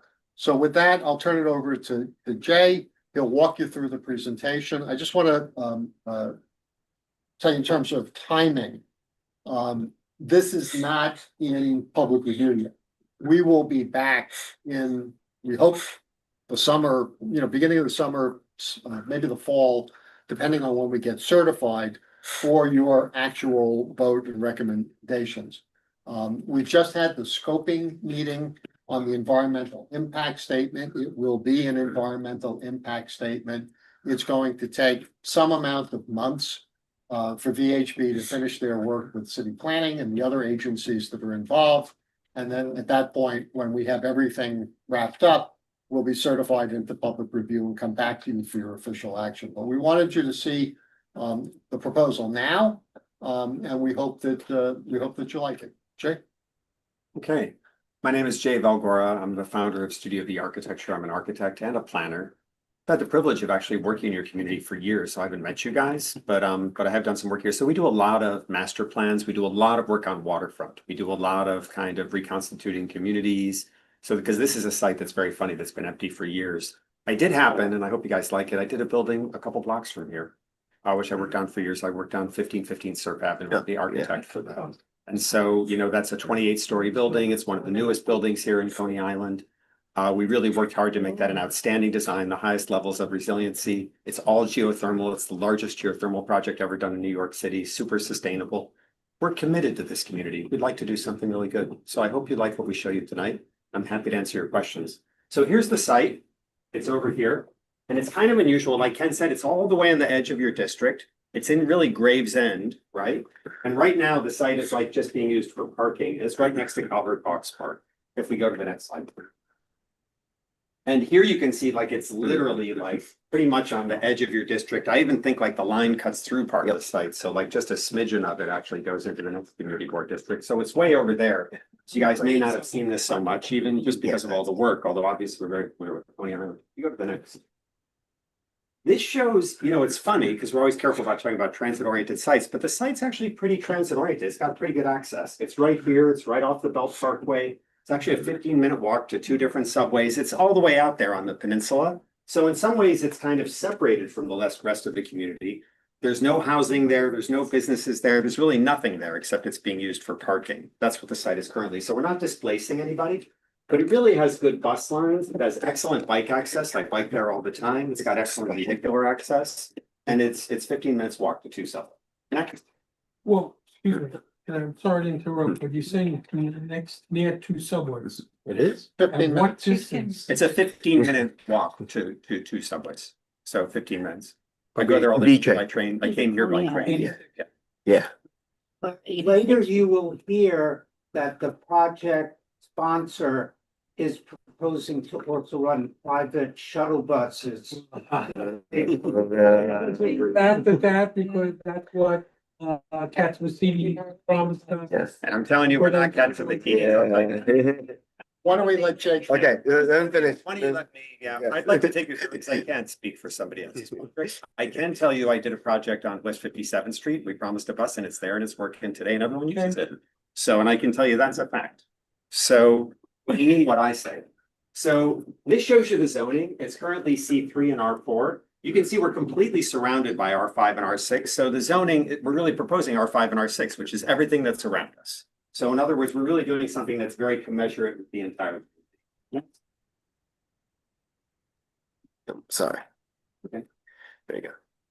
So you can see that, you know, that's what we're proposing. It's kind of an odd site too. It's long. It has some, you know, unusual characteristics. I'll try to take you into it a little bit. So that's a zoning change. Next. So by the way, I just want to say it's already zoned for residential. We can build residential on there as a right, but we're trying to do something better and we're trying to do something that we think is right. A lot of these waterfront sites, everyone's trying to like rezone manufacturing for residential or something like that. This is already zoned for residential. It's just odd that like nothing has been done there and it's kind of a strange site, right? So Ken went through it a little bit. The lot area is pretty big. It's like over 700,000 square feet. It's got a bunch of zoning lots. We're looking at, you know, a number of different buildings because some of them are small and some of them are bigger. So we're looking at about 25. The total zoning square footage would be about 1.5 million square feet. We're looking mostly residential. We're also looking at a community facility. Right from the beginning, we included one, which could be a school. It depends on what the city wants to do, but we're committed to a significant community facility of about 80,000 square feet. We're looking at some retail, and we think retail would be great to support the park because you got all those ball fields and soccer fields out there, and it'd be great if the kids had a place to like get an ice cream or a pizza after the game. And we're thinking that would be a good thing. Parks Department loves the idea of us doing that because it creates a constituency for that park. People are already using it, but it's hard to get to. Only half the park is developed, as you know. The other half has never been really developed. We're looking at parking because parking is still important here in Coney Island. And so we've worked out garages and so forth. So we're looking at a little over 900 cars. The buildings range in height. They're all the way out on the peninsula. And a certain number of buildings already over on the Belt Parkway are going to this site. So they range from about 40 to about 450 feet. We're looking at about 1,400 dwellings. A lot of them will be market rate, about 1,093, but a very significant portion, depending on which option, will be affordable, 360 to about 437. It has a ton of open space. Ken mentioned Michael Van Valkenburg, like a key part, and I'm very serious about this. We brought in what we think, I mean, I don't know what you guys think, is one of the best park designers. We're creating a public waterfront park as part of the project. So that's baked in right from the beginning. Next. So this is kind of a larger site plan. So you can see it. The site is, again, pretty much like empty today, parking lot, but there are streets mapped on it. So we're looking at building the streets. There is the Block Institute, which is there. Some of you know that it's a school for kids with different kinds of disabilities and so forth. The client bought the property from them. We're not touching the school. We're not doing anything, but we're going to create a lot more services and things around it. So there's a small existing street here. This is the existing park here. This is shown as the park is projected to be built out. So it's only built out to here. And this part's just kind of like grass and open fields. But this is the park department's own plan. So we kind of showed it because that's what they intend to build if they get the funding someday. So we're kind of showing it in its future state. And then you can see we are extending new roads here and here and here. We're looking at a very significant waterfront park. We're contemplating adding a marina. There are existing marinas around us, and there was previously a marina on the site, actually. We would do a sustainable marina, and I'm going to talk about resiliency and stuff a lot, because we do a lot of work in resiliency. Coney has suffered in Sandy, and we want to do a project that will actually not only be resilient, but help the surrounding community. I'm very serious about that. I'm going to talk about that a little bit later. So this shows you a little bit of it with the buildings here, the school over here, over by the park, the smaller buildings going to the upland condition. We're separated and pretty much away from the rest of the community. So even though we've been working on this for a while and reaching out to different people, there hasn't been really much opposition to us at all. And if anything, we're coming to you guys early because this is like before we go into the public process because we believe in coming in early. Next. So here you can see the buildings. We're looking at some kind of long, low, almost like townhouse type buildings. And then 4 towers that step up in height. These have various kind of bases with some of the retail, some of the community facility. We're looking at the school over here, and we're willing to give the site for free to the city if they want to put a school there. And there is need for a school in the community, but it's up to the city if they want to take that, or we have other uses we could put there and commit to a community facility either way. So this just shows you some of the background. Next. So this is an overall site plan, and you can see we're doing a lot of things like right here is actually technically a wetland. A freshwater wetland. I do a lot of work on waterfronts. This site has like every condition of the waterfront. It's got bulkhead, it's got riprap, it's got wetlands. We're taking all of them very seriously. This will be a restored freshwater wetland. We worked with a fantastic environmental scientist, Greg Fleischer from Capital Environmental, and developed a whole plan with Michael Van Valkenburg to replant that with native species and to restore that. Right now it's a degraded wetland. It's kind of a ruined barge pier over here. That's where they used to kind of sink boats into the river. It's now become habitat too. We're looking at restoring that. We're creating a green esplanade along the edge. Significant waterfront park over here. These show you the various buildings. I'll keep going, but you'll see like drawings of it that will show it in more detail. Next. That's kind of a close-up, so now you can see it better. There's sort of a drop-off. There's a gap between the buildings that preserves views of the bridge that encourages people to go into the park. The park is at the end of the street, so the streets end in views of the public park. We give a lot of thought into the planning to try to make it so that it would be something much greater. Today, the site's just fenced off. Next. Here you can see some of the proposed townhouses. This is kind of a blow up of that whole entry garden. It kind of faces into the community. So we wanted a park right at the front door, and we wanted a larger park out on the peninsula where you get those kind of amazing views of the harbor and the Verrazano Bridge. Next. This is a view of the project as a whole. So that was that kind of first slide. And here you can see this is the existing marina. Here's the little townhouses. Here's the upland condition, which actually consists of a series of towers here just off the Belt Parkway. There's some taller towers over here. And it leads out and it opens onto the park. It's north of the park. So it doesn't cast any shadows onto the park at all. Yet it creates kind of uses and constituents. As a matter of fact, the buildings are kind of lined up this way. So they don't even really block views of people, and it's way out on the peninsula. So we think it could be great. And it's really, as you can see, almost closer to Coney Island and the kind of towers and aspect right over here. Next. And then Just you want to talk about? yeah, I think you jump in here. So this is Jay Prouty, who's our civil engineer, who's going to talk about some of the details. Thank you. Jay Prouty, PhD, civil engineer. working on the roadway design and also the utility infrastructure underneath that roadway design. As well as the mapping associated with changing the statutes. We're actively engaged with city agencies, including DOT and FDNY on the roadway geometry. As well as DEP on the water and sewer infrastructure underneath that roadway. I'd like to point out that you guys are or we are all in a separated sewer system over here. Separated. So the sanitary sewer and the stormwater go in different directions. That's obviously a good thing. Correct. That's what. Correct. Yeah, and I'd also like to point out, so the construction of 44th, Bay 44th, that's the street on the south there. That will house a DEP stormwater outfall. But it's stormwater. It's been part of the city's plan. It's part of their amended drainage plan. It's been on the books forever. I don't really see it as very contentious. It is clean stormwater. So that's that. I'd also point out that the roadways and the infrastructure are going to be designed to city standard, very standard stuff here, guys.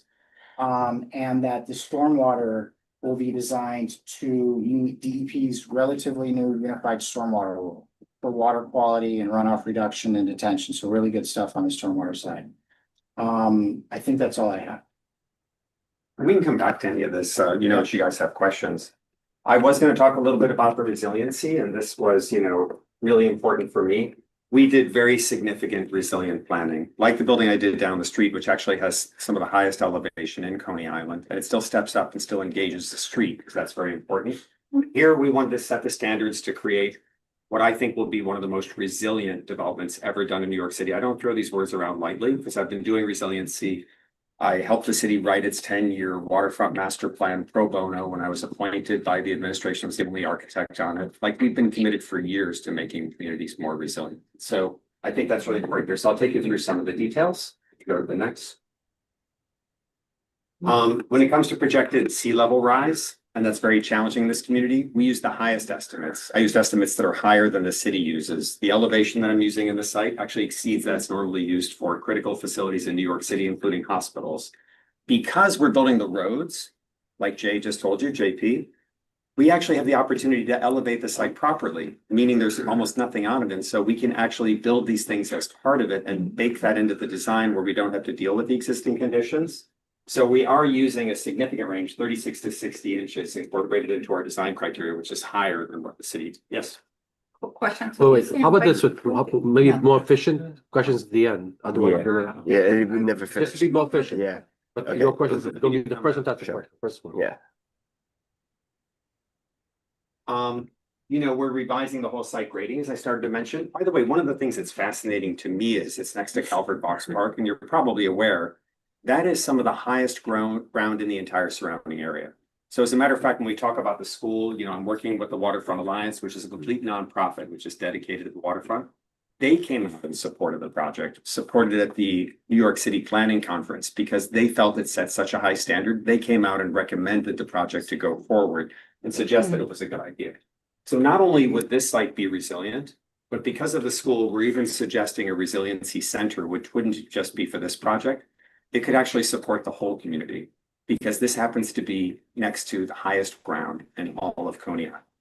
And so by having a resiliency center located next to that and immediately adjacent to Coney Island, we can not only do something good for this site and this development, we can do something, and I feel personally, passionately committed to this, that would actually benefit the larger and surrounding. Because this site will have potable water, it'll have emergency power, it's on high ground, and it's right next to all of Coney Island. Next. So there's a whole bunch of different elements where I could show you how we're dealing with BFEs and how we're elevating that and how it varies and how we're stepping up to it. And I'd be happy to kind of go into that in more detail. And this shows you this is that connection through where that freshwater wetland is over here. So we spent years, we have been working on this project for many years, negotiating with all the city agencies to make sure that it's okay for DEC, because we needed a certain amount of permeable area where we're absorbing all that storm water. We had to make sure it's okay with engineering to reinforce the edges. We had to make sure it's okay with the fire department so they could get access. I met personally with the fire captain who reviews all the plans. We had to make sure it worked with city planning and created viable sidewalks and nice places for people to go out and access to the waterfront. So we negotiated between all those competing agencies who all had different ideas about what would be the best idea and found something that worked for all of them, which was very challenging. And we had a great team and worked with great people like VHB, engineers, to figure this stuff out, which was tough. We're proud of them. Next. Includes bike lanes, walking lanes. This shows you some of the details. Elevated townhouses, which are just below. Green infrastructure to manage stormwater, like Jay was describing. This is going to be to the highest standards. Revitalization of the waterfront with natural barriers, elevated roadways, drainage systems, tree canopies, and solar shading. So really, we want this to be, again, one of the most outstanding, resilient communities, ever done in the United States. Next. These are some of the details that show you. These are some renderings. That's where the street comes around into it. With shade canopies, permeable surfaces, bioswales, and rain gardens. Next. And we have a serious team that's helping us develop and engineer this. This is that kind of freshwater wetland I talked about, right at the upland part. That's where you have the separate sewer outfalls, which are existing, and it's only freshwater coming out. And we're looking to do a complete habitat restoration there, all native plantings, and to create something that would be beautiful. Today it is a mapped freshwater wetland, but it's pretty much just rocks and mud. Next.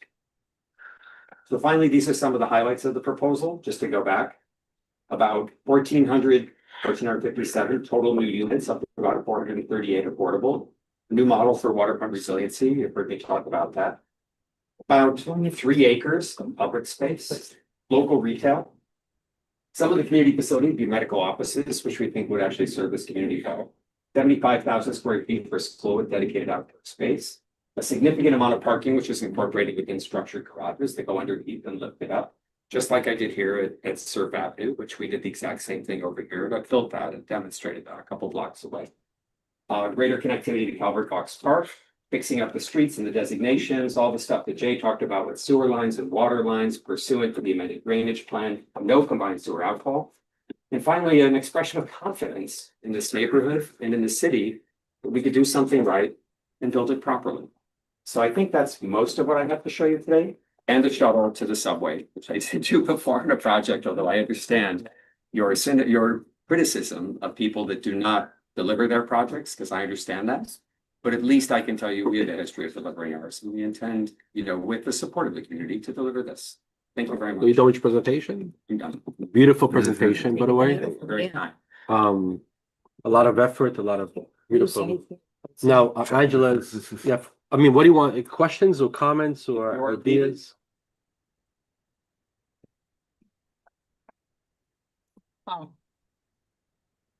Just because it's at 9 o'clock, so just be very specific. Yeah. Questions. If you have. Okay, so I know that you expect the sea level to raise from 3 feet to 5 feet by 2080. So 5 feet up, and I saw in your section that you leveled up about 5 feet. But does it apply to the end, or you raising up entire property? What are you raising? An excellent question. So all of the habitable spaces, we're lifting entirely well above that and creating freeboard, as you're kind of mentioning, that exceeds all the city standards. The park, I didn't elevate the whole thing. I did a 2-level park. And so the upper level of the park will never flood. The lower level of the park will flood. And it's designed actually with, saltwater resistant and tolerant plants. And it actually acts even as a buffer. It helps absorb stormwater, and only in extreme flood events when even the lowest. The escape in case of people need to be evacuated, you're not raising this one part, because, okay. Yes. Okay, that was. It's actually part of the land they have. That's Talking water. about evacuation and everything else, we all have beautiful programs and all presentations are beautiful, but we did not perform transportation study yet. I hope it's gonna be done not 5 o'clock in the morning, because, on us, and it's usually 5 o'clock in When the it's morning. snowing. Yeah, it's snowing when it's, because actually I have a lot of questions. I will save it for later because it's not certified yet. Let me just make one. I had been out a few years ago just to show this to, I think, the board chair and Eddie. Yes. 5 years ago. Very, very well aware, as I say, as a Brooklyn kid, about the Belt Parkway in the summer. So in the rest of the city, when Marty's doing an environmental impact statement, they say you cannot do your traffic counts in the summer because people aren't around in the summer. In this community board, it's the opposite. We must do the traffic counts in the Absolutely. summer because that's the maximum amount of traffic and they want to know how we're going to impact it. So yes, we have not done the full transportation EIS. We know it's a critical thing. VHB has a record of figuring out ways to mitigate some of the impacts. And we'll come back to you with all of the data. when we And have it. because, I mean, it's a great presentation and I'm happy that you're providing parking, but providing, almost 1,000 parking spaces. It's 995 if I'm not mistaken, if I remember correctly. Yes. Yeah, okay. 990, okay. You admit that at least most of your residents would be using cars because it's not really accessible by public transportation. Show a whole range of ways to get there, but we Okay, definitely accommodate. Look, we live here, we know, I mean, I really appreciate your presentation and study and concerns, but you have a picture, phase 1, 42-story tower and roads and infrastructure. You have picture, phase 2, other towers and road infrastructure. Correct. So road means what? The roads inside? Maybe we'll go back to the site plan. So very Okay. good question. So it is a peninsula. We were concerned about that too. So we built the main access road in the first phase, and this second road, which will be kept public, we actually kept it separate until the later phases. So that actually allows us separate construction access to the site, even while it's open, so that construction access can come in and out while people are living there. So you're right, this road, sorry, that's not really, that's the resiliency plan, but if we have the site plan. Let me see. Yeah, thank you. That's good. Thank you very much. So this road will be built in phase 1, which has the turnaround at the end. And then this road can be built in phase 2, but this will be kept as a service access road just until the last phase, and then they all become public streets. But this road leads to Bell Parkway, correct? Well, they do. It's true because it's a peninsula. So all of this, and that's. Show park. Parkway. Show park first. So it's gonna be extra 1,000 whatever cars going to Bell Parkway. Yes. Okay, so Well, it's gonna actually- affect trucks as well. Well, actually, just to explain, on the auto use, the data, the information comes from census tract, the analysis of the census tracts around the site. And we look at other EISs that have been approved by the city. And one of those sources is the Coney Island rezoning EIS that I led the traffic studies. So we look at comparable EISs and we look at the census tracts in order to establish that. And in terms of where residents' cars are going, that also comes from the most recent census data. You're absolutely right, but I believe you're professionals, I'm not. But 2009 Coney Island rezoning has nothing to do with reality now, because it was a lot, with different A lot has happened components added, Right. such as mandatory inclusionary housing. Now we have a gift from our mayor, City of Yes, which I have too many questions. Okay, I understand, but really traffic is a concern. All right, let's go into Jennifer. Yeah. Wait. All right, Roman, then Lucy. Okay, hold on. Oh. Okay, good. No, go. We limited time now.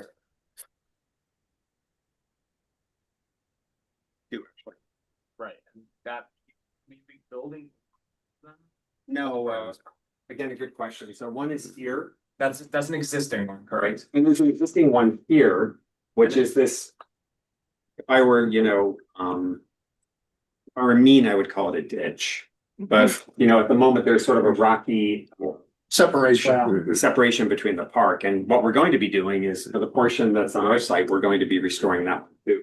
So there's a freshwater outfall here and a freshwater outfall here. And this whole thing technically is a wetland, and this is a wetland, and we are restoring both. So how We're not building. How will this construction impact that one on the left? That's where a lot, I mean, you can call it a ditch if you'd like. There's a ton of migratory birds that use that. No, I agree with you. So In there. I guess I'm saying that I'm not calling it a ditch to be pejorative. I'm saying that I think we're gonna make it about 100 times better than it is today. So we're basically, if you look, all the buildings are set back. know you. This is the area where the Pebble Beach is. The buildings are all the way over here, and this is all completely designed and restored, working with an environmental scientist, Greg Fleischer, who worked directly with us, and I've walked that wetland with him numerous times and planned it out. And actually, quantified the species that are there and actually the birds that come. So we actually went there with the new Cornell app, which is amazing, and tracked all the different birds that come in the spring. I went with them personally. So we're going to be extensively restoring both of them. It's a very good question, but we're not building anything. We're just going to be making them a better way. I'll also note that in the EIS, construction and natural resources are two of the technical categories, so those will be full chapter long analyses. And natural resources will be looked at in the operational period when everything's built, as well as during the construction period. For those who are into it too, that free Cornell app, which identifies all the birds, the coolest thing ever. Highly recommend it. Lucy, Yes. take a deep breath. This is preliminary, right? They're just coming to us as a courtesy. We're not doing anything this evening. No voting. Well, not we. Sorry, I kept the committee from doing anything. Sorry, I have to get that out of my head. But have you discussed this with our sister community board, which is 11, which will be, it's in the same area, even though you keep saying it's a CB13, but have you discussed? We showed it, with we reached out to them, and several years ago, before COVID, I think it was. I showed it together with somebody from Jay's team to the district manager. We had offered it to, whoever they wanted to, but we met with the district manager, we showed it to, her. We reached out to her more recently to once again say, by the way, we think your boundary may come through our property. Do you want us to come back? And we were told, no need for us to do that. They're looking forward to hearing it when we come through. I would say this is reach out to them because, they're like quite interested in this. While it's in our district and our residents are interested, but I would think someone much closer would be more interested. Just as interested as it. And then I have a question about the other things that are there, like the sheriff's office where all the cars get towed at 4 o'clock in the morning, 3 o'clock in the morning. Is anyone, is that staying there? The No. sheriff's, No, oh, okay. no, that's Gonna be gone? it'll be gone. Okay, so where are they gonna tow the cars to? I just wanna know so I can park my car somewhere else. Thank you for the 2 hands. Yuri, then Selena, then As I understand, will you have access to 26th Avenue? Why not? exit? I'm sorry, what? Yes, the 26th Avenue that has underpass Yeah. under the Bell Parkway. Oh, we will. I know that 26th Avenue right It's there. one-way by street. Marina.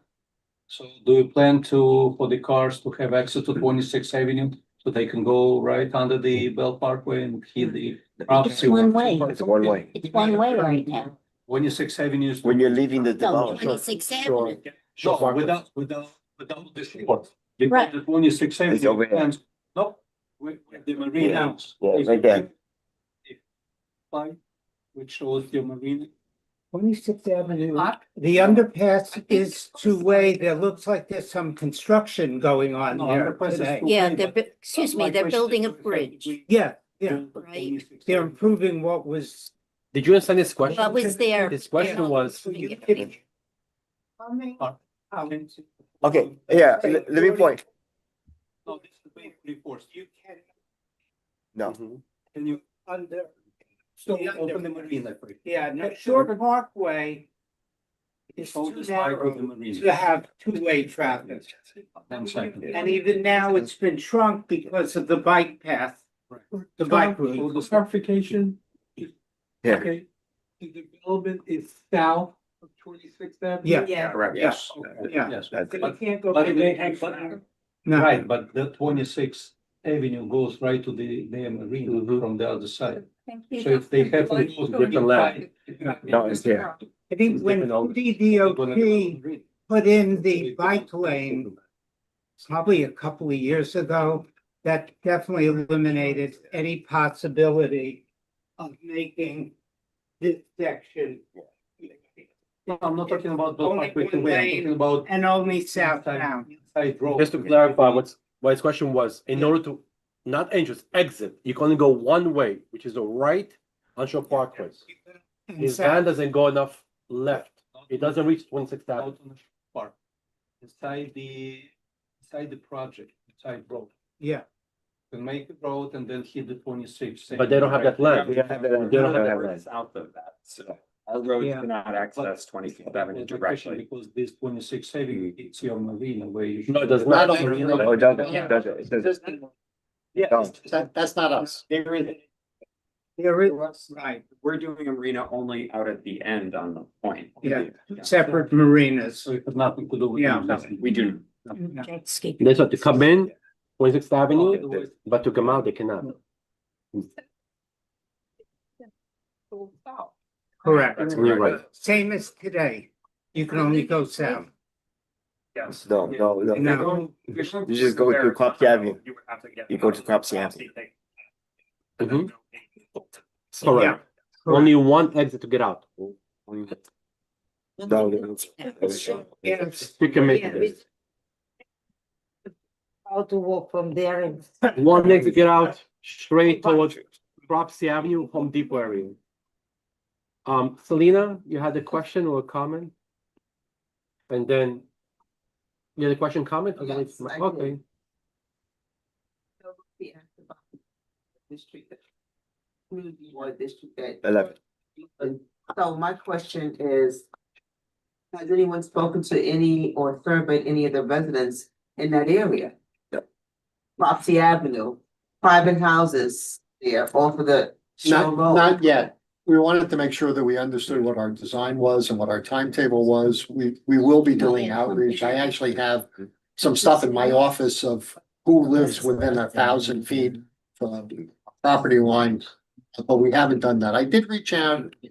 Bill Colton asked me to reach out to one of the co-op leaders that was on the other side of the bell. I forget who it is, and it doesn't, we won't have to go back. When I asked him if we wanted to briefing, he asked me to send him a map where the site was, and then there was no request for us to brief them, but we will do extensive outreach. We will do it from the other side. Well, the Black Institute sold us the land, and in fact, we are including them in our rezoning, just for planning purposes. It doesn't require them to do anything. If they ever decide they want to develop their property, they would have the ability to do it, but they're aware of what we're doing. So just part two, also, point of interest that when we're looking at Shore Road, we have the bicycle lanes.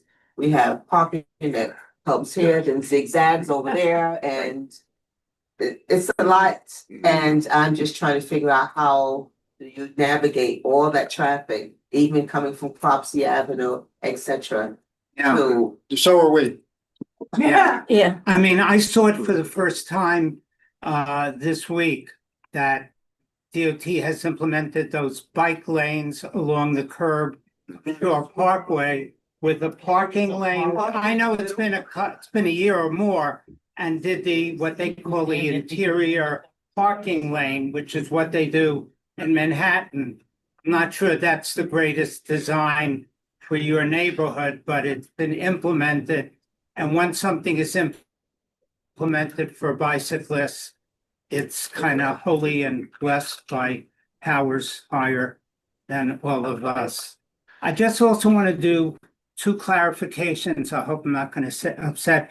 Jay had said that both subway stations are walkable. I think the real word is accessible.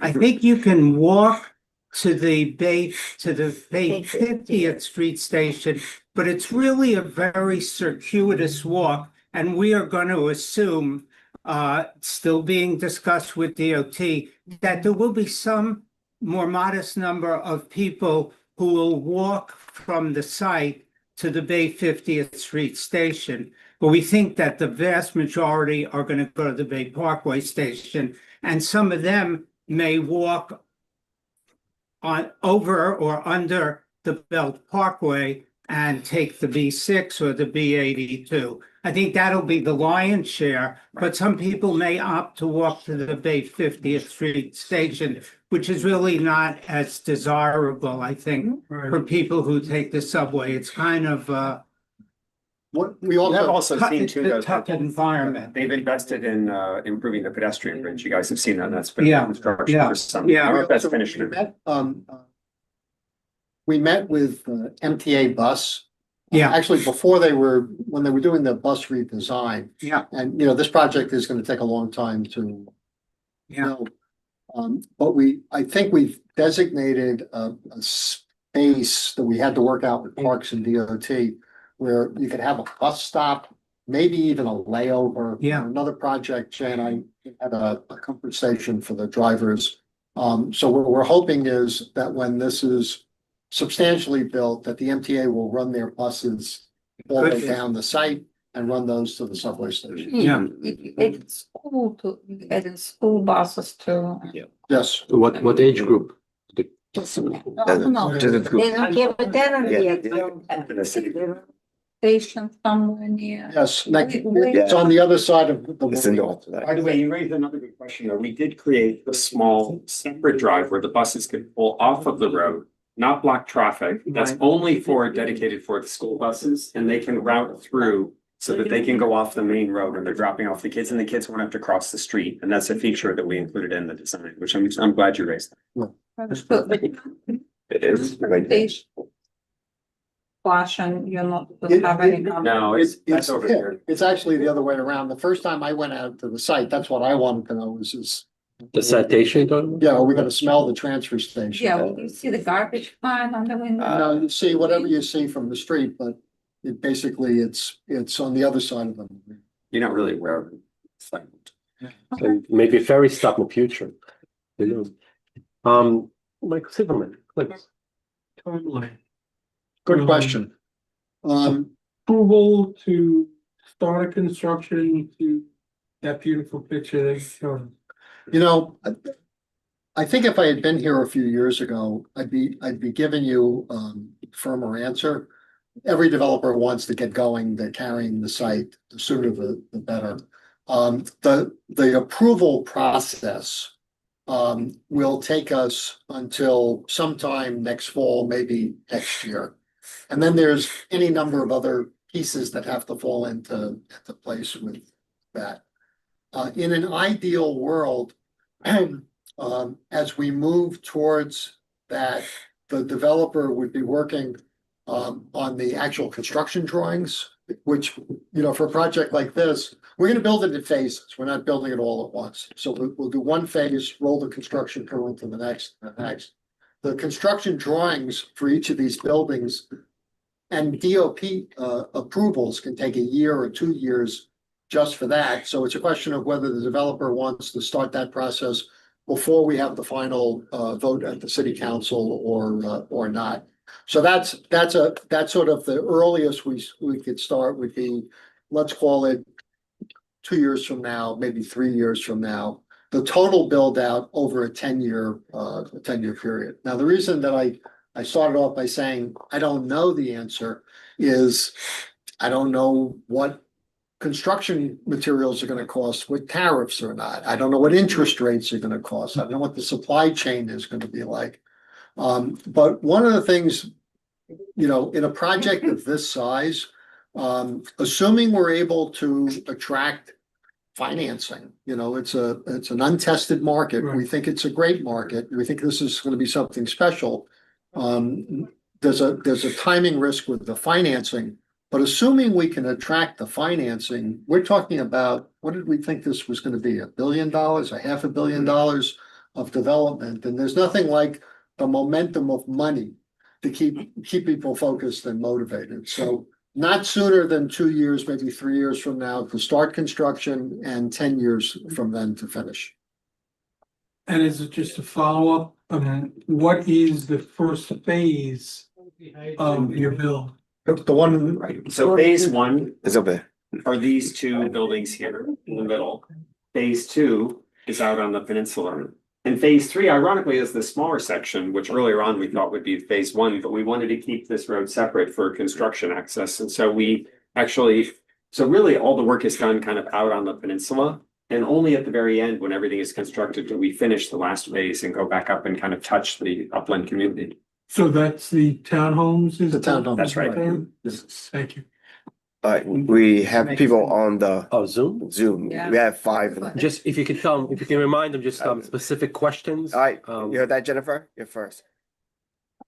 Yeah, thank you. I think I might be one of the only people who actually lives right near this development. I live right across the street. And so everything that people are saying about the traffic issues is real. It is real and legitimate, and dumping all these people onto a single lane shore road is a real problem. So I really look forward to your follow up on how that's all going to be managed. I do think this may just be too many people. The density just may be too high. Those towers may be too tall at the end of the peninsula, but we'll see when we get all that back. And just a comment, if you really want to make this proposal more attractive, one thing that our neighborhood needs desperately is a grocery store. So if that retail that you have can explicitly mandate that if there's going to have a grocery store, that would go a long way in getting community support. And finally, you sort of talked about public transit a little bit. We are kind of far away from the trains if we're in Newark, as you know, right? So there's a lot of elderly folks who can't walk 15 minutes to the train. And so it's great that you have this shuttle bus. But I think if there's things that you can do, you can work with the MTA, not just to add buses to the street so there's more congestion, but increase D-train access, maybe add a D-Express, maybe help us increase the express bus service. So we have more public transit just in general in the neighborhood. That would also go a long way to getting more community support. So I look forward to hearing more and hopefully working with you as this progresses. Jennifer, if it's okay with you, I think we'd love to meet with you, because most of the folks that we've talked to have not been from the immediate area. And if She is. Yeah. In fact, I am the little buildings that you saw. You showed little buildings on the other side, Yeah. 16 stories, right? Yep. All right. That is, that's a group of 5 co-ops. They were originally Mitchell-Lama. They all have parking lots, thank God, but not enough. And I want to see, they're building the bridge now. Where would the bridge go there? It's further, it's further down. That's what I thought. This is the same location. The bridge is the same location. Yeah, but where would it be? In this view, it's right about. Yeah. Yeah, I know It it's crosses there right on next to that 20. side. It's right next to 27th Avenue. It's just south of the proposed lot. No, Jennifer, I know where they're building the bridge. Where does sorry. it end in the peninsula? Or It ends in Albert Fox Park. So Albert, right next to yeah. us. So here's the street here. It ends in the park, Yeah, yeah. it ends. Well, we would love to, maybe we can work with Eddie to sit and talk with you, meet some of your neighbors. We'd be happy to do that. I also want to mention on the grocery store, it's something that we've thought about a lot. Because, we're going to have a lot of families there and be able to provide for them. We want to strike a balance, and it's not easy. We don't want a grocery store that's so big that it attracts traffic. We're not looking for a destination, but we are looking for something that can service local retail. So trying to get the, the Goldilocks solution on one side of it, but some place where people can get milk and, and cereal and vegetables and things, but for the neighborhood, which can include where you all live, is something that we're very interested in doing. It's not just that it's a good idea, it's also going to be good for the development. Thanks. And I'm happy to meet with you guys as you need. That would be great. Thank you. Thank you. Great. All right, next, Ida and Jeff. Oh. Ida here. It's Ida. Ida's here. Oh, Hello, Ida. you need the microphone. The thing, you hear me? Or could? Yes. Yes. Talk about the Your birds. so-called, the thing you're calling a ditch is the only freshwater wetland around here, even though it's not listed. And the birds are very happy with it as it is. I love when people say, oh, we're going to create habitat. And they say, oh, what are you going to put up signs that say, hello, birds, beautiful new resident sites here? Okay, that's a very, very precious thing. I'm not happy about the idea of a stormwater outfall, and I've climbed down that culvert. As far as that property and your property, it's uncontrolled fill, which contains the remnants of Fort Lafayette. So you very well might have UXO on your property. You know what UXO are, I assume? Unexploded ordnances, bombs. They're all over the place. There were 500 shells found at the base of the Verrazano Bridge not so long ago. So we don't know what's on your property. It's uncontrolled fill. Also, you Well, got I had heard that development in New York was a minefield, but I hadn't heard it expressed that way. you got UX. You likely have UXO there. Go look up Fort Lafayette. Okay, and we got UXO all over the place. So bad that the Army Corps of Engineers requires turtle bars and every dredging project they do around here. Okay, you got the Block Institute that's going to be rezoned. So in theory, they could either build up and make a bigger facility with more density, or flip it to someone who'll build up more. My friend's kid was at the Block Institute. He was a survivor of the Willowbrook State School. There are adults and people there with severe developmental disabilities. And I don't know how they're going to survive 10 years of pile driving and 10 years of construction banging. Your towers, your beautiful towers, what are you going to do to prevent bird strikes? Because to me, I see dead birds right there. We got 270 species at Dreier Offerman. We got over close to 300 right across the way. We got birds there from Africa that have set national records. And birds follow the shoreline like a highway, and I see them slamming all into those buildings, okay? Now, your resiliency, it ain't going to help us because we're going to be underwater. So how are we going to get to you? Are we going to swim?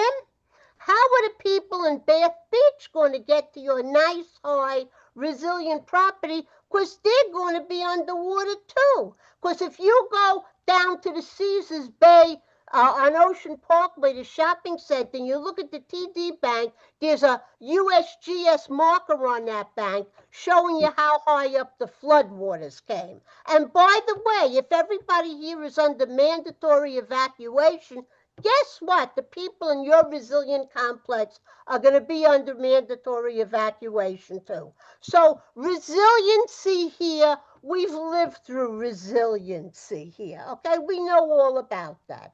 Okay, to me, I see a traffic nightmare here, but I'm sure other people can tell you that too. I'm very, very concerned about what you call the ditch, which to me is the only habitat of its kind here. What's his name there? BJ's gave outdoor open space too. It's useless as habitat. And I see more development coming here on an even closer. We got Home Depot south of you. Okay. Oh, and by the way, folks, you can submit comments on this up to October 16th. So basically, oh, and if your school, and in the EA it says, if your school don't go through, you can build, I don't know, 670 additional units of housing. So we basically have a city being built on a finger of land jutting into the bay on ground that is uncontrolled fill, that I know in Dreier Offerman I've seen oil coming up from the ground after the rain. So you might have a brownfield there too, but I don't know, but that's your problem. So a lot of things here really, really have to be considered, and I don't think we're getting the full story, but hopefully we will at some point. Remember, comments due October 16th. Thank you Thank very you. much. Thank you for your comments. I just want to reiterate again, the wetland. There is an outfall there now, and everything we're doing is improving it. We brought in some of the best environmental people, so everything we're doing is taking that condition, which I've walked it myself, observed the I've birds. walked down it too. I've walked down it too, and I've birded there, and I've been there with I'm a amateur birder there. I've been with the experts there. Okay, So that's great, and maybe we could even join you and bring our bird people, but I just want to emphasize that a tremendous amount of work is being done to actually improve the existing habitat, not to harm it. And then on resiliency, a lot of things you think are improving, okay? The birds don't see it quite that way. So I just want to say that. Yeah. Maybe we'll be. Okay. All right. All right. Thank you, Adam. Thank you. Next, we have Ann Valdez. Yes, hello. I want to ask a question. All right. You're on one side of that peninsula and I'm on the other side. All right. We have plenty of residential right across the creek. Okay. We went through hell and high water during Superstorm Sandy. Sand was brought in to try and hold back the water. And I want to know all this construction, all this that you want to do to make that area pretty. How is it going to affect our side, the Coney Island side, the original side? Yeah, well, I don't think we're affecting Coney Island, but one point I did want to raise is it is correct that everyone will be under mandatory evacuation, and you all know, including our site, which actually will probably have the only like true evacuation plan where we'll evacuate all the residents and make sure we make that happen. But when I mentioned the resiliency center, that's not because people are going to be holed up on the island. That's actually meant to support the whole Coney Island community, because you'll have a school, you'll have potable water, you'll have power, you'll have It's for emergency recovery. vehicles Yeah. on high ground, which actually serves as a center for recovery for the community. So I do believe, and I'm serious about this, that by creating a resiliency center, it's not for this place, because the people here will be gone in a mandatory evacuation, exactly as described. That is correct. But we would like to create on this land and give it to the city a resiliency center that's for all of Coney Island. And that will affect your peninsula. But in terms of construction impacts, we think the answer is there'll be no construction impacts on the other side of the creek, but it's something that the EIS would look at. Yeah, I think you need to look at it, because only way I could get to your resiliency center, even to ask, the only way I'd be able to get to your resiliency center if there was an emergency or an evacuation is for me to swim. All right. I am a good swimmer, but I'm not swimming over there to get to you. The point that I'm trying to You might not benefit from it. There might be people who live closer to it that do benefit to it, but. Yeah, so that's why I'm saying, look carefully into your plans, because if anything you're going to do is going to change the input of water in my community, and it's not a positive, we're going to have a problem with that. All right. We live here. We have lived here for years, and we are an entire community, and we are concerned. All right. So really look carefully, and I will be there as well, checking in as much as I can, speaking with my city councilman and everyone else involved. Thank you. Very, very good comments. We appreciate it. Anybody else in Zoom? Or Yes, Charlie. don't forget, you can email, I believe, the comments. Comments for comment. this draft until October 16. Again, it's Email. not certified yet. It's gonna be hundreds more hearings. Yes. Anybody else in Zoom or Selena? Andrew, you had a question, Angela? How? Selena?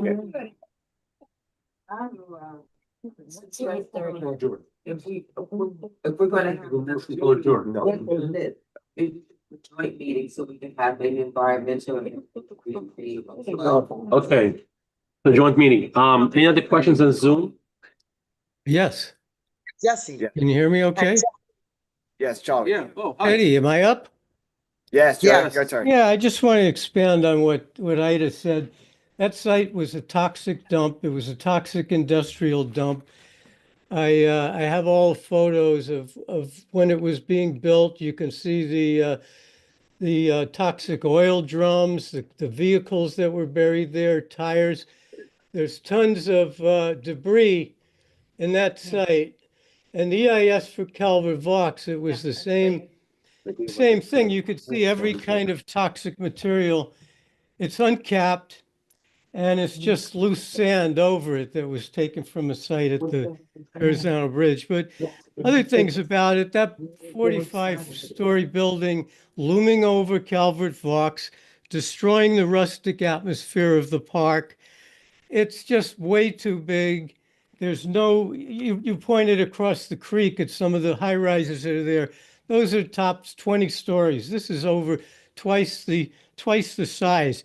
And you're putting it on a road where there's one lane, you have cars zipping off the belt. There's the exit to Coney Island is there. They zip off at 60 miles an hour. There's they put up Jersey barriers for these for the bike lanes, which also block the two entrances into Calvert Vaux Park. So people zipping off or coming down the shore road, the access road, trying to turn there, including garbage trucks and the other trucks that park there right now. It's going to just be a huge traffic jam. And then you say that the site is just a parking lot. But look at the aerial view, how many cars are parked there now, which don't really move around because they're towed cars. You're replacing a parking lot with a parking lot. That's it. You're saying 1,000 parking for what, 950, 1,000 cars? All of this just shows. Actually, we're how- replacing a parking lot with a garage that's wrapped by a garage park with housing on cars. top. They're Look at called it. cars. Okay, so you have a glass building that blocks Your the bicycle. flyway. Now, if you were just building those townhouses, maybe this would work. But why are you putting up these 45-story buildings over this beautiful park that's taken so many years to restore is just insane. It makes no sense. And there's just too much. I'll put it in my comments Yeah, to the I mean, planning commission, but this beautiful. is Plus, way don't forget, if you got your overkill. comments, you please email It's, them. It makes no sense. So that's my comments. Wonderful. Anybody else on Zoom? Amanda, you're the last. Need to provide people scooters and bicycles. I'll pass since it's late and Charlie and Ida spoke very well, so for it. So Okay, that's it. I don't think I need to say anything. Okay. Thanks, Ann. Everybody spoke. Yep. Nobody else. Oh, Jesse, Nobody upset? Jesse.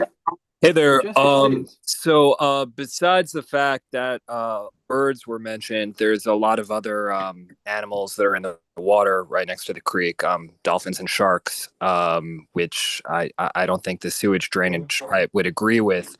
But on the point that someone mentioned that the land No sewage discharge, excuse me, there's no sewage discharge. We're not gonna allow the stormwater, DEP. stormwater. Uh-huh. Stormwater Okay. is water. The stormwater is existing. Yes. Yes, stormwater. Okay, yeah, stormwater. And you mentioned that the park would be this area would be raised up, right? Yes. To deal with flooding. So in the event of a weather event or flooding, wouldn't all of the water then pool directly into Calvert Vaux Park? Wouldn't it flood the entire? No, it's a east common end of the park? misconception. I asked the same question. We're doing all bioswales and rainwater and stormwater. We're improving the permeability of the site. We're improving the stormwater retention. It will absorb far more stormwater when it's built as a green park than it does today. We are not putting our water on anyone else. We're actually helping the situation. That's a complete misconception. So wonderful. I want to thank everyone for coming this evening. Yeah. Okay. Thank you. Wait, Thank everyone for coming tonight, speaking your mind, speaking your voices. That's what you're here for. And any other comments, please email directly. They would love to listen to your feedback. That's what they're here for, which is a beautiful step. All business, no business. Anybody, any comments, questions? We're gonna excuse ourselves. Thank you for the work you do. We know you're volunteer. Thank you. Motion to adjourn? Yes. Oh, yeah, motion to adjourn. All right. Thank you, guys. Thank you.